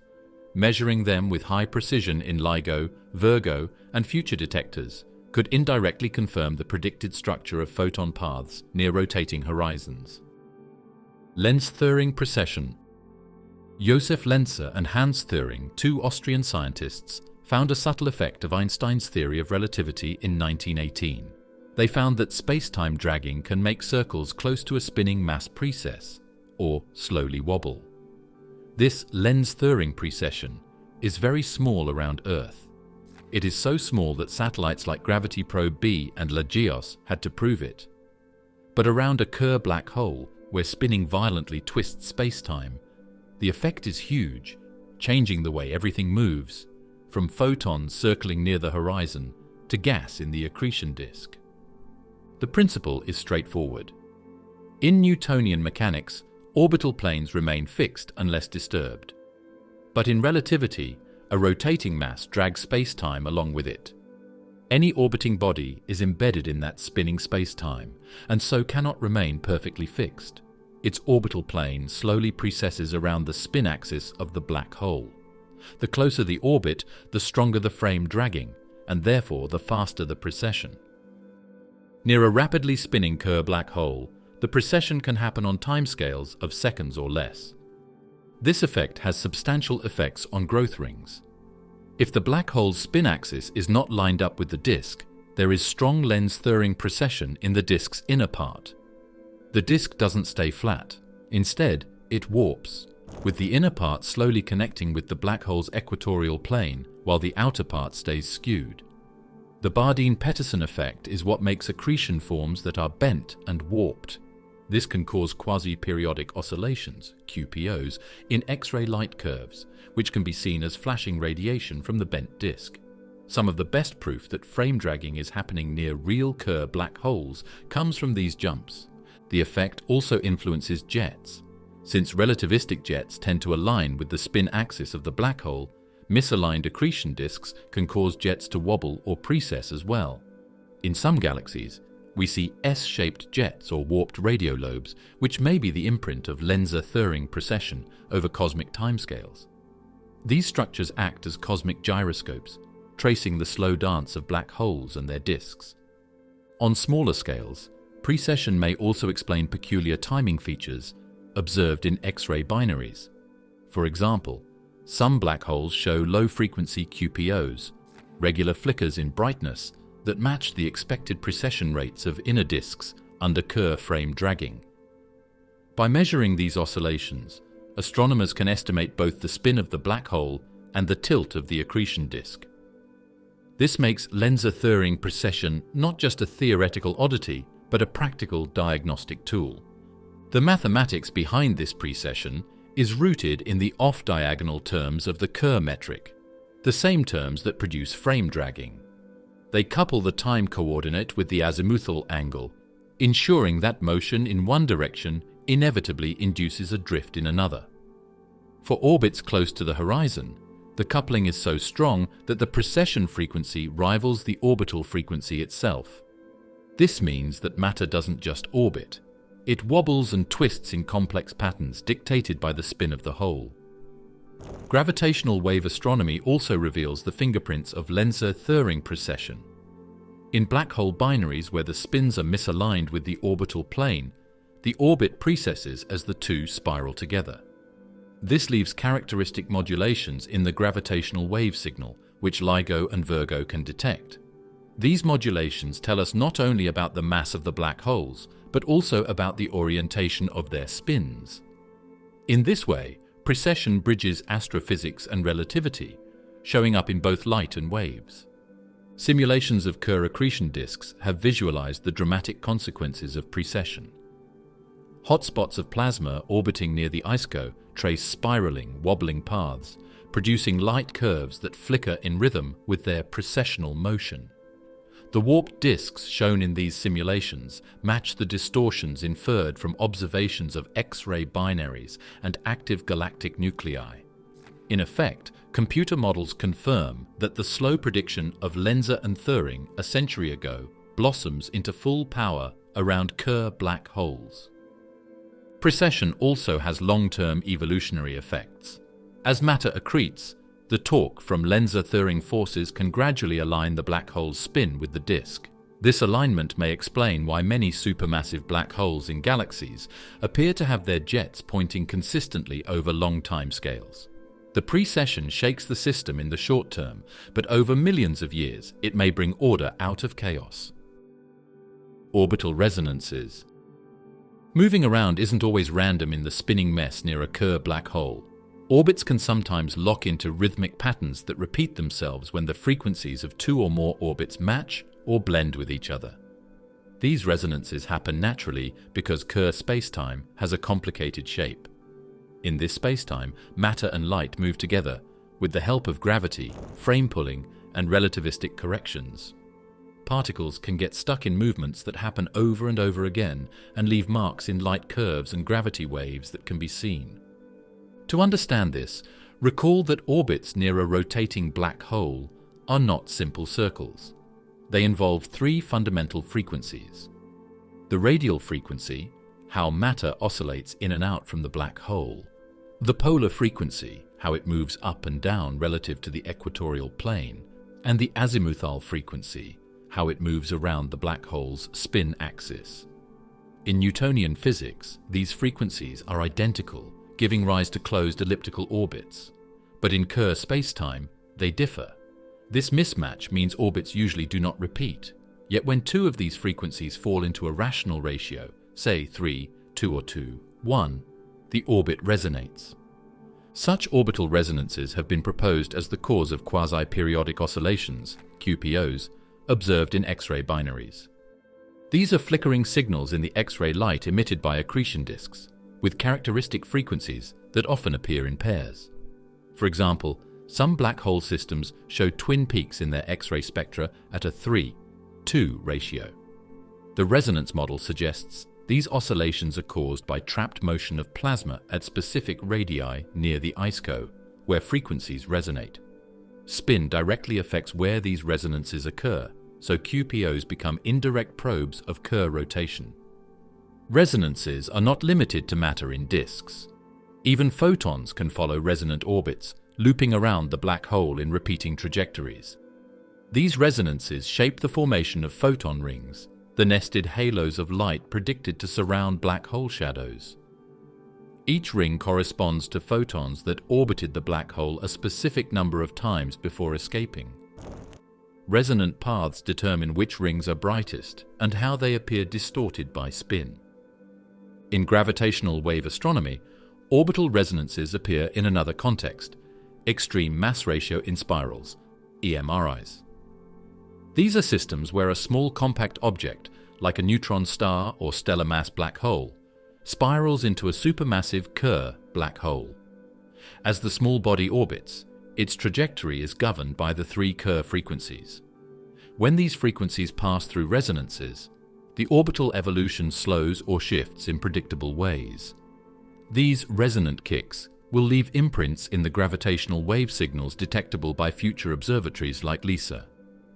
Measuring them would provide ultra-precise tests of Kerr spacetime. Resonances also help shape the structure of accretion disks. Plasma in the disk can become trapped at resonant radii, creating density waves, warps, or hotspots. These structures can modulate the disk's emission, adding complexity to its light curves. In some cases, resonances may help channel matter into jets, providing a natural explanation for quasi-stable oscillations observed in microquasars.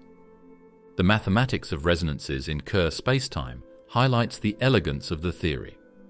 While the motion of test particles is governed by complex geodesic equations, hidden symmetries, like the Carter constant, allow precise predictions of when resonances occur. This makes Kerr black holes unique. Despite their chaotic environments, they harbor pockets of order where motion becomes harmonically locked. In the eyes of observers, resonances connect theory and facts.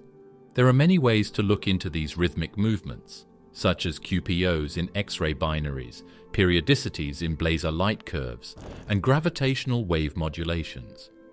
We can learn something about the black hole's spin, mass, and direction from each echo.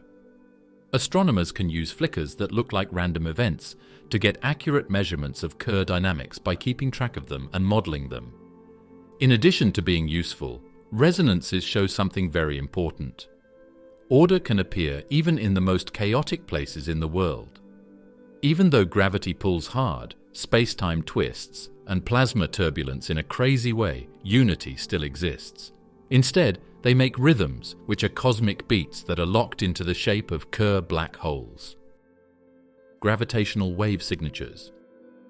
When two black holes move toward each other and join, they release more energy in a very short amount of time than all the stars in the visible universe put together. Gravitational waves, which are like ripples in spacetime, carry this energy away. Detectors like LIGO and Virgo have picked up dozens of these signals since 2015. This gives us a whole new way to look into the world. But what makes Kerr black holes unique is that their spin left clear marks in these waves, which encodes their spinning into spacetime itself.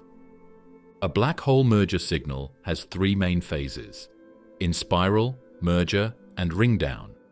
During the inspiral, the two black holes orbit each other, losing energy as gravitational waves.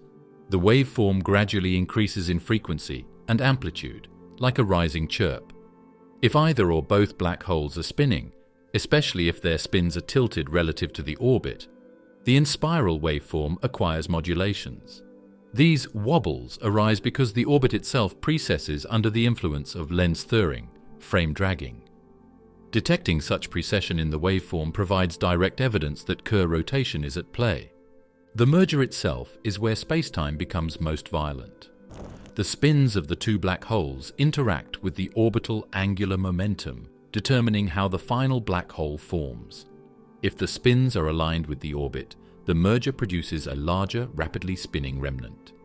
If they are misaligned, angular momentum can cancel, leading to a slower spinner. These differences change the peak amplitude and frequency of the gravitational waves, giving astrophysicists clues about the pre-merger spins. Then comes the ringdown phase. Once the two black holes merge into a single Kerr black hole, it vibrates briefly before settling into equilibrium. These vibrations are known as quasi-normal modes, and their frequencies and damping times are determined entirely by the mass and spin of the final black hole. Detecting them is a direct test of the no-hair theorem. If the observed modes match Kerr predictions, it means black holes are truly defined only by mass and spin. So far, every observed ringdown has been consistent with Kerr geometry, reinforcing Einstein's equations in their most extreme regime. The accuracy of gravitational wave science is one of the most fascinating facts about it. Researchers can figure out how fast each merged black hole is spinning by fitting signs they have seen to theoretical models that include spin effects. LIGO and Virgo have already found a group of black holes with a wide range of spins, from almost not moving at all to almost fully spinning. Some merges show that spins are not lined correctly, which suggests that black holes formed in a chaotic way. Others say that the growth was smoother because accretion lined up the spins before they merged. The spin signatures also have astrophysical consequences. A rapidly spinning remnant can recoil violently during merger, kicked by asymmetric gravitational wave emission. In some cases, the recoil velocity could be thousands of kilometers per second, enough to eject the black hole from its host galaxy entirely. Such events would leave behind galaxies with mysteriously missing central black holes, a phenomenon astronomers are actively searching for. Future detectors promise to deepen this spin-based science. The Einstein telescope in Europe and Cosmic Explorer in the US will measure spins with unprecedented accuracy for stellar mass black holes. The planned space-based observatory LISA will do the same for supermassive black hole mergers, tracking in spirals over years and capturing the subtle precessions caused by Kerr rotation. These missions will turn gravitational waves into precision probes of spin, mass, and even new physics beyond general relativity. Spin signals may also show if there is unusual physics. If gravitational wave ringdowns ever show frequencies that don't match what Kerr said they would, it could mean that black holes do have hair, after all, or that strong fields break down general relativity. At the moment, every data fits with Einstein's theory, but there is still a chance of shocks, which keeps the field charged. Spin evolution. Kerr black holes don't always spin in the same way. Like a mark in space, it changes over time based on how the black hole reacts with its surroundings. Some black holes move faster than the speed of light, which is the theoretical maximum. Some slow down because strong streams take away from their spinning. To learn about black holes' pasts, where they came from, how they grow, and how they affect the worlds around them, we need to understand how their spin changes over time. The main driver of spin evolution is accretion. When matter spirals into a black hole through an accretion disk, it carries angular momentum. If the disk rotates in the same direction as the black hole, prograde accretion, the spin increases. Over time, steady accretion can push the spin parameter close to 1, making the black hole a near extremal rotator.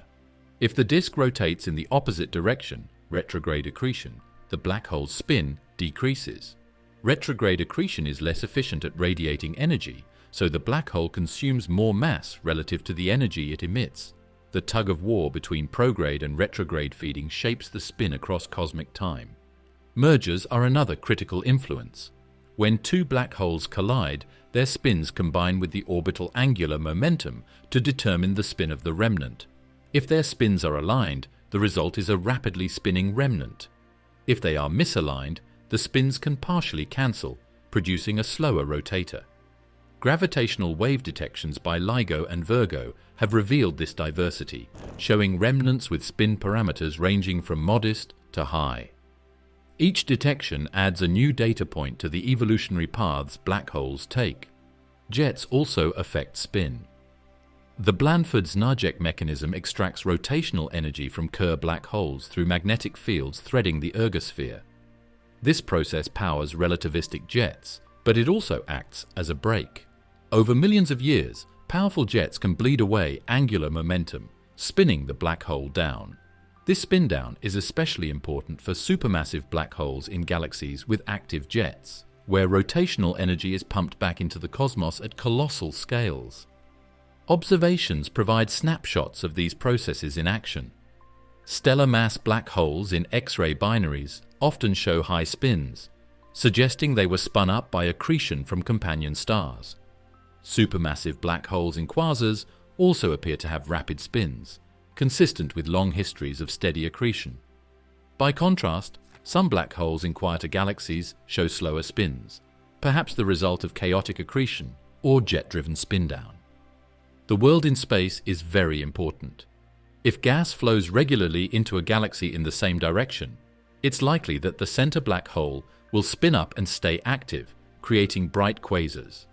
When galaxies join and gas falls in from all over the place, the feeding can be chaotic. This can cause the spins to smooth out, making the values less extreme. This helps explain why there aren't as many quasars as there are galaxies with supermassive black holes. The right conditions for maximum spin don't always happen. Spin evolution also links directly to galaxy evolution. High-spin black holes radiate energy more efficiently, which feeds back into the galactic environment.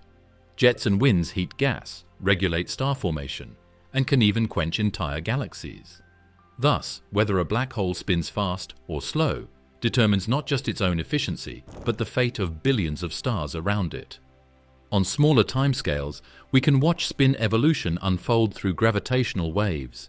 As compact objects spiral into supermassive black holes, their in-spirals probe how spin interacts with orbital dynamics. Future observatories like LISA will map these processes in exquisite detail, letting us track the long-term growth of black holes' spin across cosmic history. Spin development also brings up more fundamental philosophical questions. Do black holes ever get to the very edge of what is possible? Or does nature always stop short? Can jets or processes that use superradiance stop spin before it gets too high?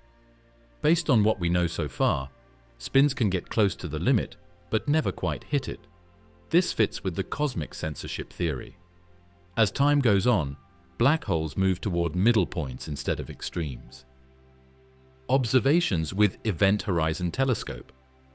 That's where Kerr black holes stayed for decades, in the world of math and indirect reasoning. Even though we could look at their impact on stars nearby, accretion disks and X-ray rays, we couldn't see the black holes themselves. That changed in 2019 when the Event Horizon Telescope, EHT, showed the first straight picture of the shadow of a black hole. It was of M87 star, the supermassive black hole at the center of the Messier 87 galaxy. We saw the shape that Kerr spacetime said would be there, along with a ring of bright light bent by the black hole's gravity. The EHT is not a single telescope, but a global network of radio observatories linked together by a technique called Very Long Baseline Interferometry, VLBI. By synchronizing dishes spread across continents, the EHT creates a virtual Earth-sized telescope capable of resolving structures as small as tens of microarcseconds. That resolution is equivalent to reading the date on a coin in New York from Paris. It is precisely what is needed to resolve the horizon-scale features of black holes. The image of M87 star revealed a bright asymmetric ring about 42 microarcseconds across. The dark center was the black hole's shadow, caused by photons falling into the horizon or orbiting in unstable paths near it. The crescent-like brightness around the ring came from hot plasma in the accretion disk, Doppler boosted on the side rotating toward Earth and dimmed on the receding side.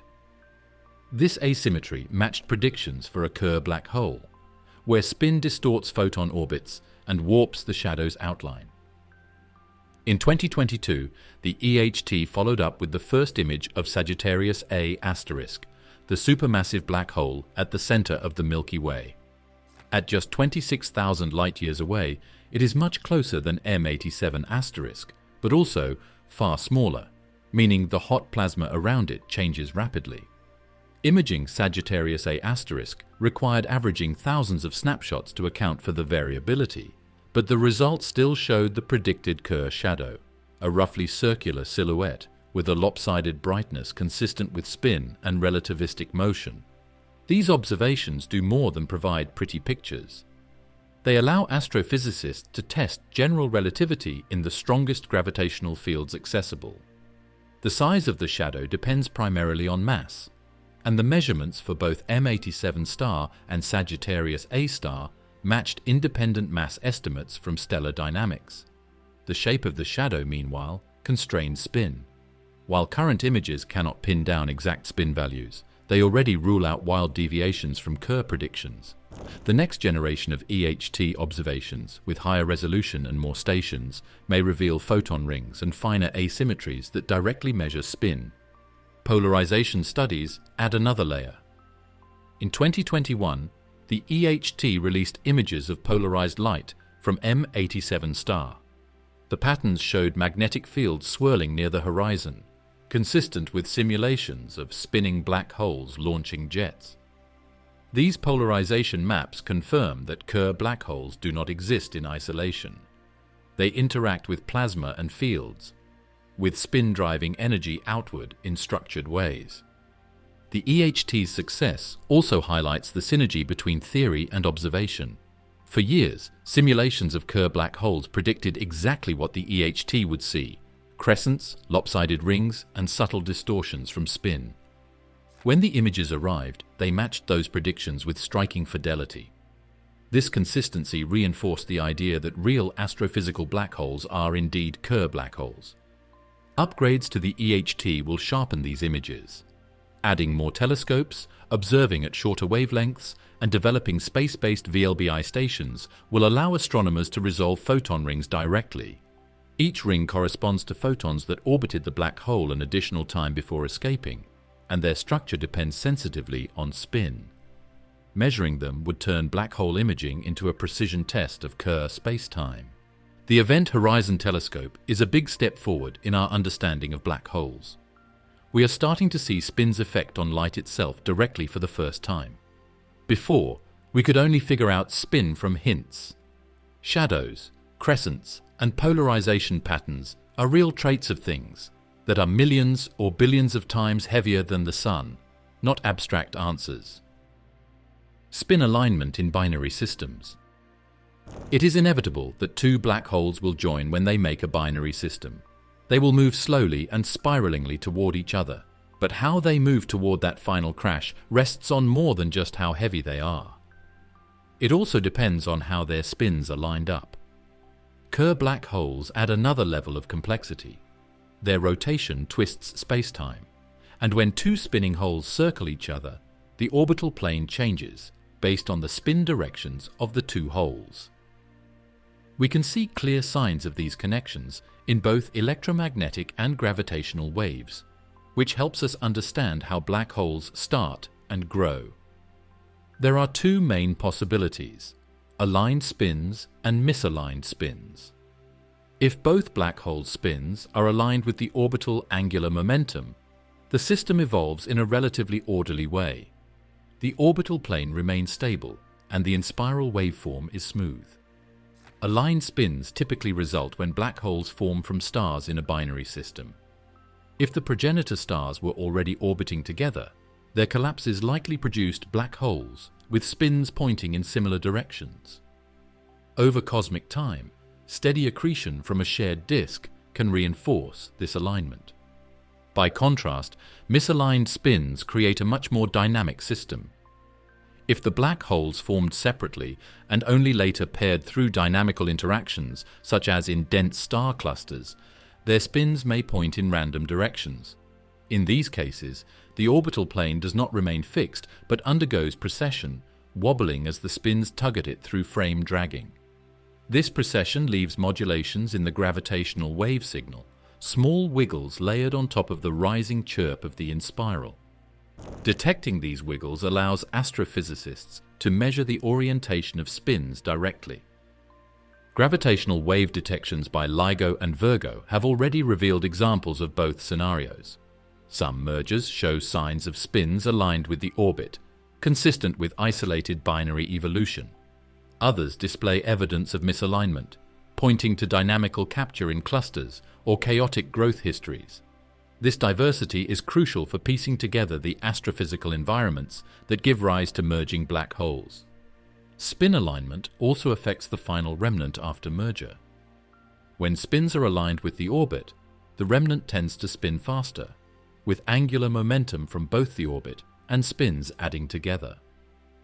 Misaligned spins, however, can partially cancel each other, producing a slower remnant. The degree of alignment therefore determines the efficiency of gravitational wave emission, the energy of the final ringdown, and even whether the remnant is kicked away from its host galaxy by recoil. The astrophysical consequences extend further. In supermassive black hole binaries, spin alignment may play a role in the stability of jets. If a merger aligns the spin with the surrounding accretion disk, the resulting jet may fire steadily along one axis. If misaligned, jets can precess or even flip, changing direction over cosmic time. Observations of X-shaped radio galaxies with jets pointing in two different directions may be the relics of spin-flip events caused by black hole mergers. On smaller scales, spin alignment influences how stellar mass black holes grow. Aligned accretion tends to spin them up, increasing their efficiency and brightness when feeding. Misaligned accretion can tilt and warp the disk, causing quasi-periodic oscillations in the emitted X-rays. These observational features become indirect evidence of spin orientation. The physics of alignment is also self-reinforcing. Processes like the Bardeen-Peterson effect cause misaligned accretion disks to warp, gradually aligning the inner regions with the black hole's spin. Over long timescales, this torque can bring the spin axis into agreement with the feeding flow, making alignment more common in steady systems. But in chaotic environments, with frequent mergers or irregular accretion, misalignment can persist. For theorists, spin alignment in binaries is a Rosetta Stone. By measuring spin orientations across a population of black holes, we can distinguish between formation channels. Do most black holes grow quietly through steady feeding, or do they collide in violent stellar graveyards? The answer is hidden in the spin. The study of gravitational waves in space is just starting to show this picture. As more things are found, the numbers get better. In the future, spacecraft like LISA will be able to make these readings for supermassive pairs as well, recording spin alignments over billions of years of history. These findings will connect the growth of black holes, the history of galaxies, and the part that Kerr spin plays in creating the universe. Hawking radiation with spin. In the 1970s, Stephen Hawking shocked the physics world by showing that black holes are not entirely black. Quantum effects near the horizon allow them to emit a faint glow, now called Hawking radiation. Over immense timescales, This radiation causes black holes to lose mass and eventually evaporate. For Schwarzschild black holes, the picture is relatively straightforward. The evaporation depends only on mass. But for Kerr black holes, spin changes the story in surprising ways. First, spin alters the temperature of the black hole. The Hawking temperature is inversely proportional to the surface gravity at the horizon. In a non-rotating black hole, the surface gravity is high, so the temperature is relatively higher, though still far below that of the cosmic microwave background for astrophysical black holes. As the spin increases, the horizon flattens and the surface gravity decreases. The result: the Hawking temperature drops. In the extremal case where spin reaches its maximum, *=1, the surface gravity becomes 0, and so does the temperature. An extremal Kerr black hole would not emit Hawking radiation at all. It would be cold, silent, and eternal, at least in the idealized mathematical sense. Second, rotation introduces new quantum channels for radiation. A Kerr black hole supports superradiance scattering, where waves gain energy from the black hole's spin. In the quantum version of this effect, particles can be spontaneously emitted by amplifying fluctuations in the vacuum. This process effectively taps the black hole's rotational energy, spinning it down over time. Hawking radiation alone drains mass. Superradiance can additionally drain angular momentum. Together, these mechanisms dictate how Kerr black holes lose both spin and mass during their lifetimes. The spin dependence of evaporation means that black holes follow different evolutionary paths. A highly spinning Kerr black hole will first shed angular momentum through superradiant processes, gradually reducing its spin parameter. Once its rotation slows, it begins to evaporate more like a Schwarzschild black hole, with its temperature rising as its mass decreases. In this way, spin down precedes full evaporation. This sequence may prevent extremal black holes from persisting indefinitely, even if their idealized temperature is 0. For astrophysical black holes, Hawking radiation is negligible. A solar mass black hole has a Hawking temperature of only about 60 nanokelvins, utterly dwarfed by the 2.7 Kelvin cosmic microwave background. Instead of evaporating, such black holes actually gain mass by absorbing background photons. Only when the universe cools further, trillions of years into the future, will Hawking radiation dominate. Spin effects will then matter, determining which black holes evaporate first and how their spins evolve as they fade. For microscopic black holes, if they exist, the story could be different. Primordial black holes, potentially formed in the early universe, might have small enough masses for Hawking radiation to be significant today. If such black holes spin, their evaporation signatures would carry the imprint of Kerr dynamics, with specific emission spectra and angular distributions reflecting their rotation. Searching for these signals could reveal both the existence of primordial black holes and the role of spin in their evaporation. Hawking radiation in Kerr spacetime is another tool that theoretical scientists use to get to the bottom of things. One question is how knowledge gets away, if it does. Quantum physics says that information can't be lost, but the no-hair theorem says that black holes erase all data except for mass and spin. The paradox is made even more difficult in rotating spacetimes, where Hawking radiation and superradiance interact with each other. This creates new test cases for suggested answers, such as holography and the firewall theory. We can't yet find Hawking radiation coming from cosmic black holes, but we are making very detailed models of spin effects. These models show that Kerr black holes not only disappear more slowly, but they may also have unique emission patterns. Spin will be a very important factor if we ever find tiny black holes that are vanishing, whether they are ancient relics or strange particles falling into mini holes. Supermassive Kerr black holes.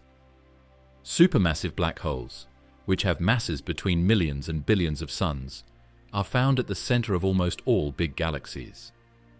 Not only are these galaxies interesting to look at, but they also power some of the brightest things in the universe and shape how galaxies evolve.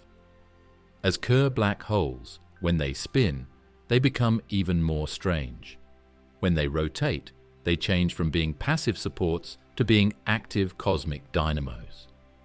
These dynamos power quasars, radio galaxies, and feedback loops that move through intergalactic space. The connection between spin and power begins with accretion. Gas falling toward a supermassive black hole forms a vast accretion disk, heating to extreme temperatures as it spirals inward. For a non-rotating hole, the disk ends at the ISCO relatively far from the horizon, and efficiency is limited to about 6%. For a spinning Kerr black hole, the ISCO shifts inward, sometimes nearly to the horizon itself. Efficiency jumps dramatically to over 40%. That difference explains why quasars, powered by accretion onto spinning black holes, can shine with luminosities greater than all the stars in their host galaxies combined. Without spin, such brilliance would be impossible. Jets provide another dramatic example. Supermassive black holes with high spin are prime candidates for launching relativistic jets, beams of plasma that extend hundreds of thousands of light-years into space. The Blandford-Znajek mechanism, which extracts rotational energy through magnetic fields threading the Ergosphere, is thought to be the main driver. The stronger the spin, the more energy can be siphoned off, and the more powerful the jets. Observations support this. Galaxies with giant radio lobes, glowing in the aftermath of jet activity, typically harbor rapidly spinning black holes at their cores. Spin also regulates how galaxies evolve. Energy pumped into the surrounding interstellar medium by radiation, and jets heats gas and prevents it from collapsing into stars. This process, called feedback, helps explain why massive galaxies do not endlessly form stars. In essence, the spin of a black hole at the center can determine the growth of billions of stars across the galaxy. The coupling of spin, accretion, and feedback makes supermassive Kerr black holes central players in cosmic history. Measuring the spins of these giants is challenging, but possible. X-ray spectroscopy of accretion disks around active galactic nuclei, AGN, reveals broadened ion emission lines, whose shapes depend on the ISCO location and therefore on spin. Some supermassive black holes show spin parameters above 0.9, near the theoretical maximum. These values suggest long periods of steady prograde accretion, which steadily spins the black hole up. Others show moderate spins, possibly the result of chaotic accretion or frequent mergers that misalign angular momentum. Each measurement tells part of the story of how these giants grew. Quasars provide particularly strong evidence for spin. Their astonishing luminosities, visible across billions of light-years, require efficiencies that only spinning black holes can provide. Many of the brightest quasars likely host Kerr black holes spinning close to extremality. The early universe, where quasars were more common, must have been a time of rapid spin-up, as young galaxies funneled gas into their cores. Spin may also explain why some galaxies host powerful jets, while others do not. If a black hole grows primarily by mergers, its spin may be lower or misaligned, reducing jet activity. If it grows through steady accretion in one direction, its spin will be higher, enabling powerful jet launching. This spin paradigm offers a way to understand the diversity of AGN across the universe. The Event Horizon Telescope has already taken a picture of M87 star, a giant Kerr black hole. Its bright circular shape and strong jet are clear signs that it has a high spin. The center black hole of the Milky Way, Sagittarius A star, seems to be quieter and has less spin-driven activity. Together, these two show how different examples can be. One is burning with jet power, and the other is more quiet. Over the course of cosmic time, the life processes of galaxies and the changes in the spin of giant black holes are linked. When galaxies join, the black holes at their centers crash into each other, creating new pieces whose spins are determined by how the merger happened. As galaxies take in more gas, their black holes can spin up or down based on how they are arranged. So, each measurement of spin is not only a black hole feature, but also a part of the history of the galaxy that it lives in. Stellar mass Kerr black holes. It's not true that all Kerr black holes are millions or billions of suns heavy. Many of them are much smaller because they were formed when big stars died and fell apart. Black holes with stellar masses, usually 5 to 50 solar masses, can be found in our galaxy and close galaxies. They are often found with a companion star in a system called a binary system. Even though they aren't as big as supermassive giants, their spin is just as important in controlling how they behave, and because they are nearby, they can be used to study Kerr physics in great detail. Stellar mass black holes are most often discovered in X-ray binaries. In these systems, the black hole pulls matter off its companion star, forming an accretion disk that glows in X-rays. The shape of the X-ray spectrum, the timing of its fluctuations, and the broadening of spectral lines all reveal clues about the black hole's spin. Using the continuum fitting method, which analyzes the thermal emission of the accretion disk and iron K-alpha line spectroscopy, astronomers have measured spins for several stellar black holes. The results show a wide range, from slowly rotating objects to those spinning at near maximal rates. One famous example is Cygnus X1, one of the first black hole candidates ever identified. Modern measurements suggest its spin parameter is at least 0.95, meaning it rotates at over 95% of the maximum allowed by general relativity. Such extreme spin implies that either the black hole was born spinning rapidly during the collapse of its progenitor star, or it has been spun up by steady accretion over millions of years. Either way, Cygnus X1 demonstrates that stellar black holes can operate close to the Kerr extremal limit. Another case is GRS 1915+105, a microquasar in our galaxy. Its X-ray spectrum indicates a spin close to maximal, and it launches powerful relativistic jets, much like scaled-down versions of the jets seen in quasars. This connection highlights that Kerr spin physics scales seamlessly across mass ranges. The same mechanisms that power supermassive jets also operate in stellar mass systems, just on smaller scales and shorter timescales. The variability of stellar mass Kerr black holes also provides insights. Many X-ray binaries exhibit quasi-periodic oscillations, QPOs, in their brightness. These rhythmic flickers are linked to orbital frequencies near the ISCO, which depend directly on spin. By analyzing QPOs, astronomers can probe the strong field regime of Kerr spacetime with remarkable precision. In some cases, observe two frequency ratios in QPOs line up with theoretical models of orbital resonances, reinforcing the role of spin in shaping inner disk dynamics. Stellar mass black holes also play a starring role in gravitational wave astronomy. The first detection by LIGO in 2015, GW 150914, came from the merger of two 30 solar mass black holes. The gravitational wave signal carried imprints of their spins, and subsequent detections have revealed a population with diverse rotation rates. Some appear nearly spinless, while others rotate rapidly. These spin measurements provide clues about how the black holes formed, whether from isolated binary evolution, where alignment is common, or from dynamical interactions, where misalignment dominates. Spin in stellar mass black holes also matters for astrophysical feedback. Jets and winds from microquasars inject energy into their environments, heating gas and influencing star formation. Though small in scale compared to supermassive black holes, their spin-driven activity can still reshape local environments, especially in dense star-forming regions. Studying stellar mass Kerr black holes also helps refine theoretical models. Because they vary on humanly observable timescales, seconds to days, rather than millions of years, they allow astronomers to watch accretion physics and jet launching unfold in real time. This makes them vital testbeds for ideas that are harder to study in distant quasars. Every flare, every oscillation, every spectral line from a microquasar is a message from matter orbiting within a few gravitational radii of a spinning horizon. The different spins of stellar mass black holes also bring up interesting questions about how they came to be.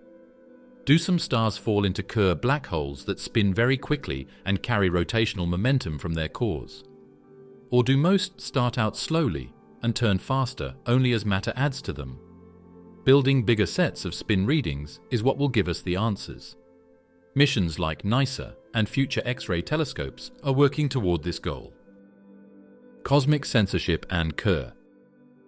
Kerr black hole mathematics opens the door to strange possibilities. Wormholes, closed timelike curves, and even regions where cause and effect might break down. The most unsettling idea of all is the naked singularity, a singularity with no event horizon hiding it. In the Kerr case, this could happen if the spin parameter A star goes above 1. That would mean the black hole spins too fast, erasing the horizon and exposing the singularity directly to the universe.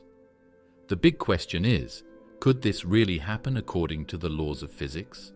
Or does the universe enforce a rule that singularities must always remain hidden? This is the essence of Roger Penrose's cosmic censorship conjecture, proposed in 1969. The conjecture argues that singularities are always concealed behind horizons, preventing the breakdown of predictability from spilling out into the visible universe. In other words, while general relativity permits singularities, it censors them from view. If naked singularities were allowed, physics as we know it could collapse. Spacetime itself would become unpredictable. In the Kerr solution, the condition for having an event horizon is simple. The spin parameter A star must be less than or equal to 1. If it goes beyond that, the horizon disappears, leaving the ring singularity bare. On paper, overspinning looks possible, but in practice, the universe seems to forbid it. Accretion can spin black holes up, but as they near the limit, feedback processes like jet launching or superradiance act like brakes. Even in violent mergers, where you might expect an overspun remnant, simulations show that gravitational waves carry away just enough angular momentum to keep the final black hole safely below the threshold. In other words, nature seems to conspire to keep the rule intact. Theories are still being pushed to their limits. Could a well-aimed stream of radiation or matter go around a black hole? At first, it looked like the answer was yes, but later, more in-depth studies showed that self-force effects and back reactions stop success. As particles meet with the black hole, their own gravity pull changes the path just enough to keep the horizon in place. As it turns out, relativity has built-in protections against breaking cosmic control rules. Yet not all agree the conjecture is absolute. Some scenarios involving exotic matter, higher dimensions, or quantum effects could, in principle, produce naked singularities. If discovered, they would force a dramatic rethink of physics. For now, however, no observational evidence supports their existence. Every black hole we've studied, from stellar mass binaries to supermassive giants, appears consistent with horizons intact. The debate is not purely academic. If naked singularities were real, they could serve as natural laboratories for quantum gravity, exposing regions where relativity breaks down. Some even suggest that certain high-energy astrophysical phenomena, like gamma-ray bursts, could be signatures of horizonless singularities, though mainstream consensus favors more conventional explanations. The absence of definitive evidence keeps the idea speculative, but tantalizing. Cosmic censorship also ties directly to Kerr black hole stability.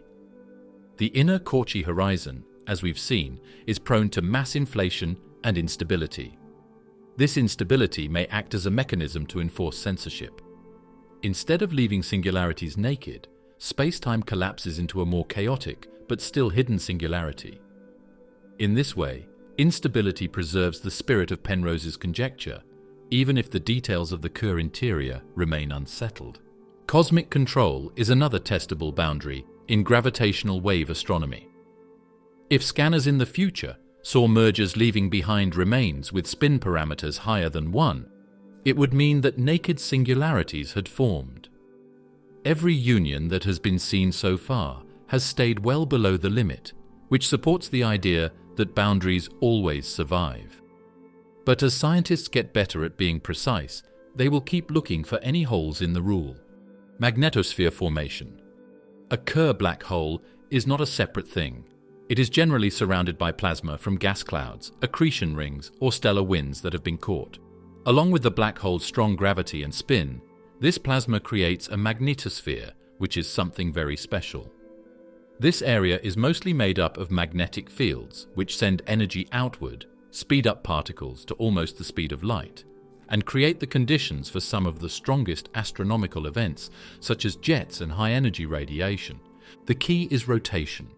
In ordinary stars and planets, magnetic fields arise from internal dynamos driven by moving charges. Black holes, by contrast, have no internal material to generate fields. Instead, they inherit magnetic fields from the plasma swirling around them. As matter in the accretion disk ionizes into plasma, it carries magnetic fields with it. These fields thread the ergosphere, where frame dragging forces spacetime itself to rotate. The interaction between spin and magnetic fields effectively creates a cosmic dynamo, turning rotational energy into electromagnetic power. This process gives birth to a structured magnetosphere. Field lines anchored in the disk are twisted into helical shapes by the black hole's spin. Close to the poles, open field lines extend outward, forming channels along which particles are accelerated. Near the equator, closed loops trap plasma in turbulent, magnetically dominated regions. The overall effect resembles a pulsar magnetosphere, but on scales far greater and with far more energy. Particle acceleration is one of the most noteworthy effects of magnetosphere creation. As the universe spins, charged particles gain energy by spiraling along magnetic field lines. Some particles are thrown outward at relativistic speeds near the poles. These particles become the building blocks of astronomical jets. Others hit each other and send out high-energy photons, which are what X-rays and gamma rays are. So, the magnetosphere is not just a structure, it is also a particle generator that is much stronger than anything people could ever build. Simulations of magnetically arrested disks, MADS, reveal how crucial magnetic fields are to this process. In these simulations, the magnetic field becomes so strong near the black hole that it chokes the accretion flow, piling up matter outside the horizon. This magnetic bottleneck can dramatically alter the efficiency of energy extraction. Kerr black holes with MADS can convert rotational energy into jet power with astonishing efficiency, making them the brightest engines in the universe. Observations support this picture. Polarized light from M87*, measured by the Event Horizon Telescope, shows magnetic fields threading the plasma near the horizon. These fields match the structures predicted by magnetosphere simulations, confirming that spin and plasma are working together to build powerful electromagnetic engines. X-ray and radio observations of jets also show polarization signatures consistent with ordered magnetic fields stretching outward from the magnetosphere. The magnetosphere also plays a role in regulating spin evolution. As magnetic fields tap into rotational energy, they extract angular momentum from the black hole. This is the essence of the Blandford-Znajek mechanism, which we will explore next. The magnetosphere is the stage, and Blandford-Znajek is the play, the systematic conversion of spin into radiation and jet power. Magnetospheres may also act as cosmic laboratories for plasma physics.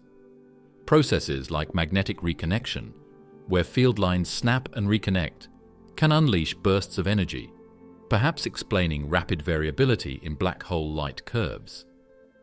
In stellar mass systems, such flares are seen in X-ray binaries. In supermassive systems, they may explain flickering in quasars or sudden brightening in active galactic nuclei. Also, the magnetosphere is where black holes look most like pulsars. In the same way that neutron stars do, Kerr black holes use spin and magnetic fields to send radiation and plumes. But while pulsars get their power from the spin of matter, Kerr magnetospheres get their power from the spin of spacetime itself. Because of this difference, Kerr magnetospheres are the best way to test relativistic electrodynamics. Blandford-Znajek mechanism. The Blandford-Znajek process is what makes Kerr black holes raw. Magnetospheres are like posts that hold them up. Roger Blandford and Roman Znajek came up with this idea in 1977. It explains how spinning black holes can send out relativistic jets, which are thin beams of plasma that can reach thousands or even millions of light years. These jets shine in all electromagnetic waves, from radio waves to gamma rays. The black hole's spin gives them their power, not just the accretion disk. The key lies in the ergosphere, the region outside the event horizon, where frame dragging forces everything to rotate with the black hole. When magnetic field lines from the surrounding plasma thread through the ergosphere, they are twisted by this rotation. Twisting field lines induce electric currents, which in turn drive electromagnetic outflows. In effect, the black hole acts like a unipolar inductor, a giant cosmic battery converting spin into electromagnetic energy. In the Blandford-Znajek picture, the black hole's rotational energy is extracted directly. As field lines rotate, they fling plasma outward along the poles, while carrying away angular momentum and energy. This process can be astonishingly efficient. A maximally spinning black hole has so much rotational energy that up to 29% of its total mass energy could, in principle, be extracted through Blandford-Znajek. For a supermassive black hole, this amounts to more energy than billions of stars emit over their lifetimes. Observations of radio galaxies and quasars provide compelling evidence that Blandford-Znajek is real. The power of their jets correlates with estimates of their black hole spins, suggesting that faster spinners drive stronger jets. M87 star, imaged by the Event Horizon Telescope, is a prime example. Its enormous jet, stretching beyond its galaxy, points to a rapidly spinning Kerr black hole feeding magnetic fields and plasma into the Blandford-Znajek process. Numerical simulations using general relativistic magnetohydrodynamics, GRMHD, have confirmed the mechanism in detail. These models show magnetic fields threading the horizon, twisting as the black hole spins, and launching jets that match observed structures. Simulations of magnetically arrested disks, MADS, reveal that when magnetic fields are strong enough, the efficiency of jet launching can even exceed 100% of the rest mass energy of the accreted matter, meaning the jet power must be coming from the black hole's spin. This machine isn't just about power, it's also about form. When the Blandford-Znajek process starts, jets are focused into narrow beams that are held steady by magnetic fields. They can stay together for hundreds of thousands of light years, cutting straight lines through space between galaxies.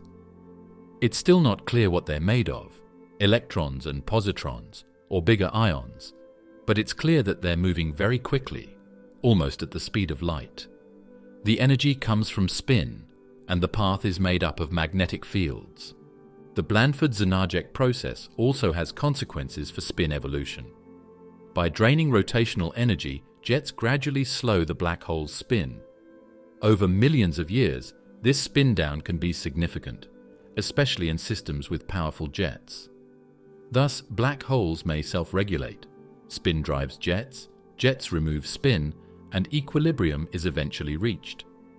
It is amazing how widespread Blandford-Znajek is.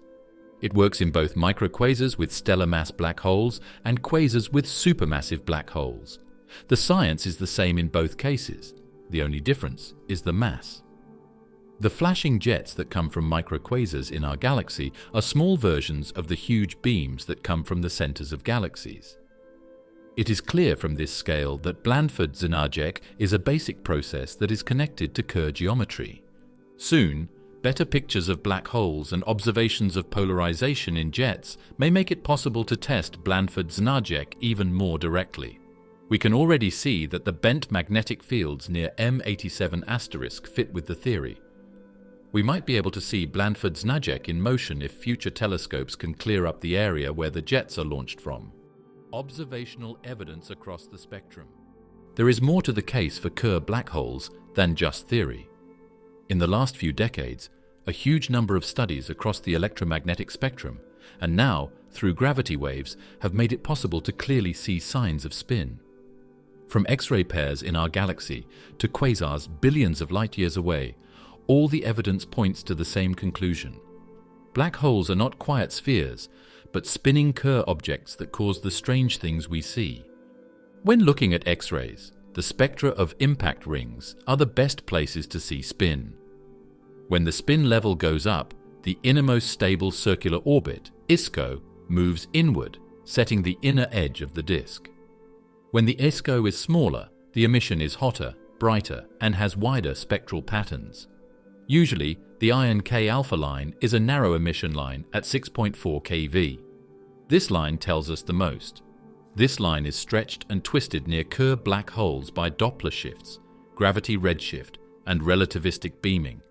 For example, the line's broad red wing is clear proof that photons are leaving areas very close to the horizon. Astronomers can figure out spins by modeling these line profiles. Many black holes, both star and supermassive, have spin parameters above 0.9, which means they rotate as fast as they can. Spin also leaves time domain signatures. Many X-ray binaries exhibit quasi-periodic oscillations, QPOs, flickering signals in their brightness. These frequencies match orbital and precessional motions near the ISCO, which depend directly on spin. For example 3, two QPO pairs seen in some systems align with resonance models tied to Kerr spacetime dynamics. Timing analysis thus provides another independent method for measuring spin. In radio and optical wavelengths, spin manifests through jets. The most powerful relativistic jets, like those of M87 or distant quasars, correlate with high spin values. Observations show that systems with stronger magnetic fields and faster spinning black holes produce more collimated energetic jets, consistent with the Blandford-Znajek mechanism. Polarization studies add confirmation. Magnetic field structures in jets match the twisted, spin-driven configurations predicted by theory. The Event Horizon Telescope, EHT, has provided direct imaging evidence. The bright crescents and asymmetric rings seen in M87 star and Sagittarius A star are exactly what Kerr simulations predict. These images not only confirm the existence of horizons, but also show spin-induced asymmetries in photon orbits and shadow shapes. Future EHT improvements may even resolve photon rings, giving an even sharper view of spin's influence on light itself. Gravitational waves also carry the imprint of spin. During the inspiral, misaligned spins make the orbital plane wobble, imprinting distinct modulations on the waveform. At merger, the spin orientation shapes both the strength and the pitch of the signal. And in the ring-down, the quasi-normal modes reveal only two numbers, the mass and the spin of the remnant, just as the Kerr solution predicts. Every detection so far confirms this picture. The horizons hold. The spins stay below the critical A star equals 1, and no naked singularities have appeared. Observations across the spectrum also reveal the astrophysical importance of spin. Quasars visible across billions of light-years require the high efficiency of spinning black holes. Microquasars in our galaxy display jets and flickers that can only be explained by rapid rotation. Even feedback processes that regulate star formation in galaxies tie back to spin-powered jets and winds. Without spin, the universe would look very different. The variety of recorded spins tells us about how black holes have grown over time. Black holes with the mass of stars, like Cygnus X1, move almost all the way around. This suggests that they were born from a fast-rotating parent star, or have been spinning up for a long time by accretion. Some have low spins because they were born slowly or because they were fed in a chaotic way. A similar mix can be seen in supermassive black holes. Some quasars have fast spinning engines, while galaxies that are quieter have slower spinning engines. All of these distributions show how black holes change over the course of cosmic time. What's next is even more exciting. Spin will be studied with a level of accuracy that has never been seen before thanks to new X-ray cameras like Athena and better gravitational wave instruments like LISA.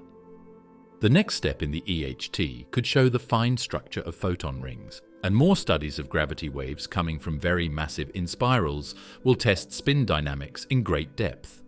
With each step, we'll learn more about Kerr black holes, turning theory into measurement. If you liked learning about the strange physics of Kerr black holes, please hit the like button, subscribe to the channel, and turn on alerts so you don't miss our next trip into space. Also, if you want to keep exploring, watch our next movie right here. We'll go even further into the universe's depths.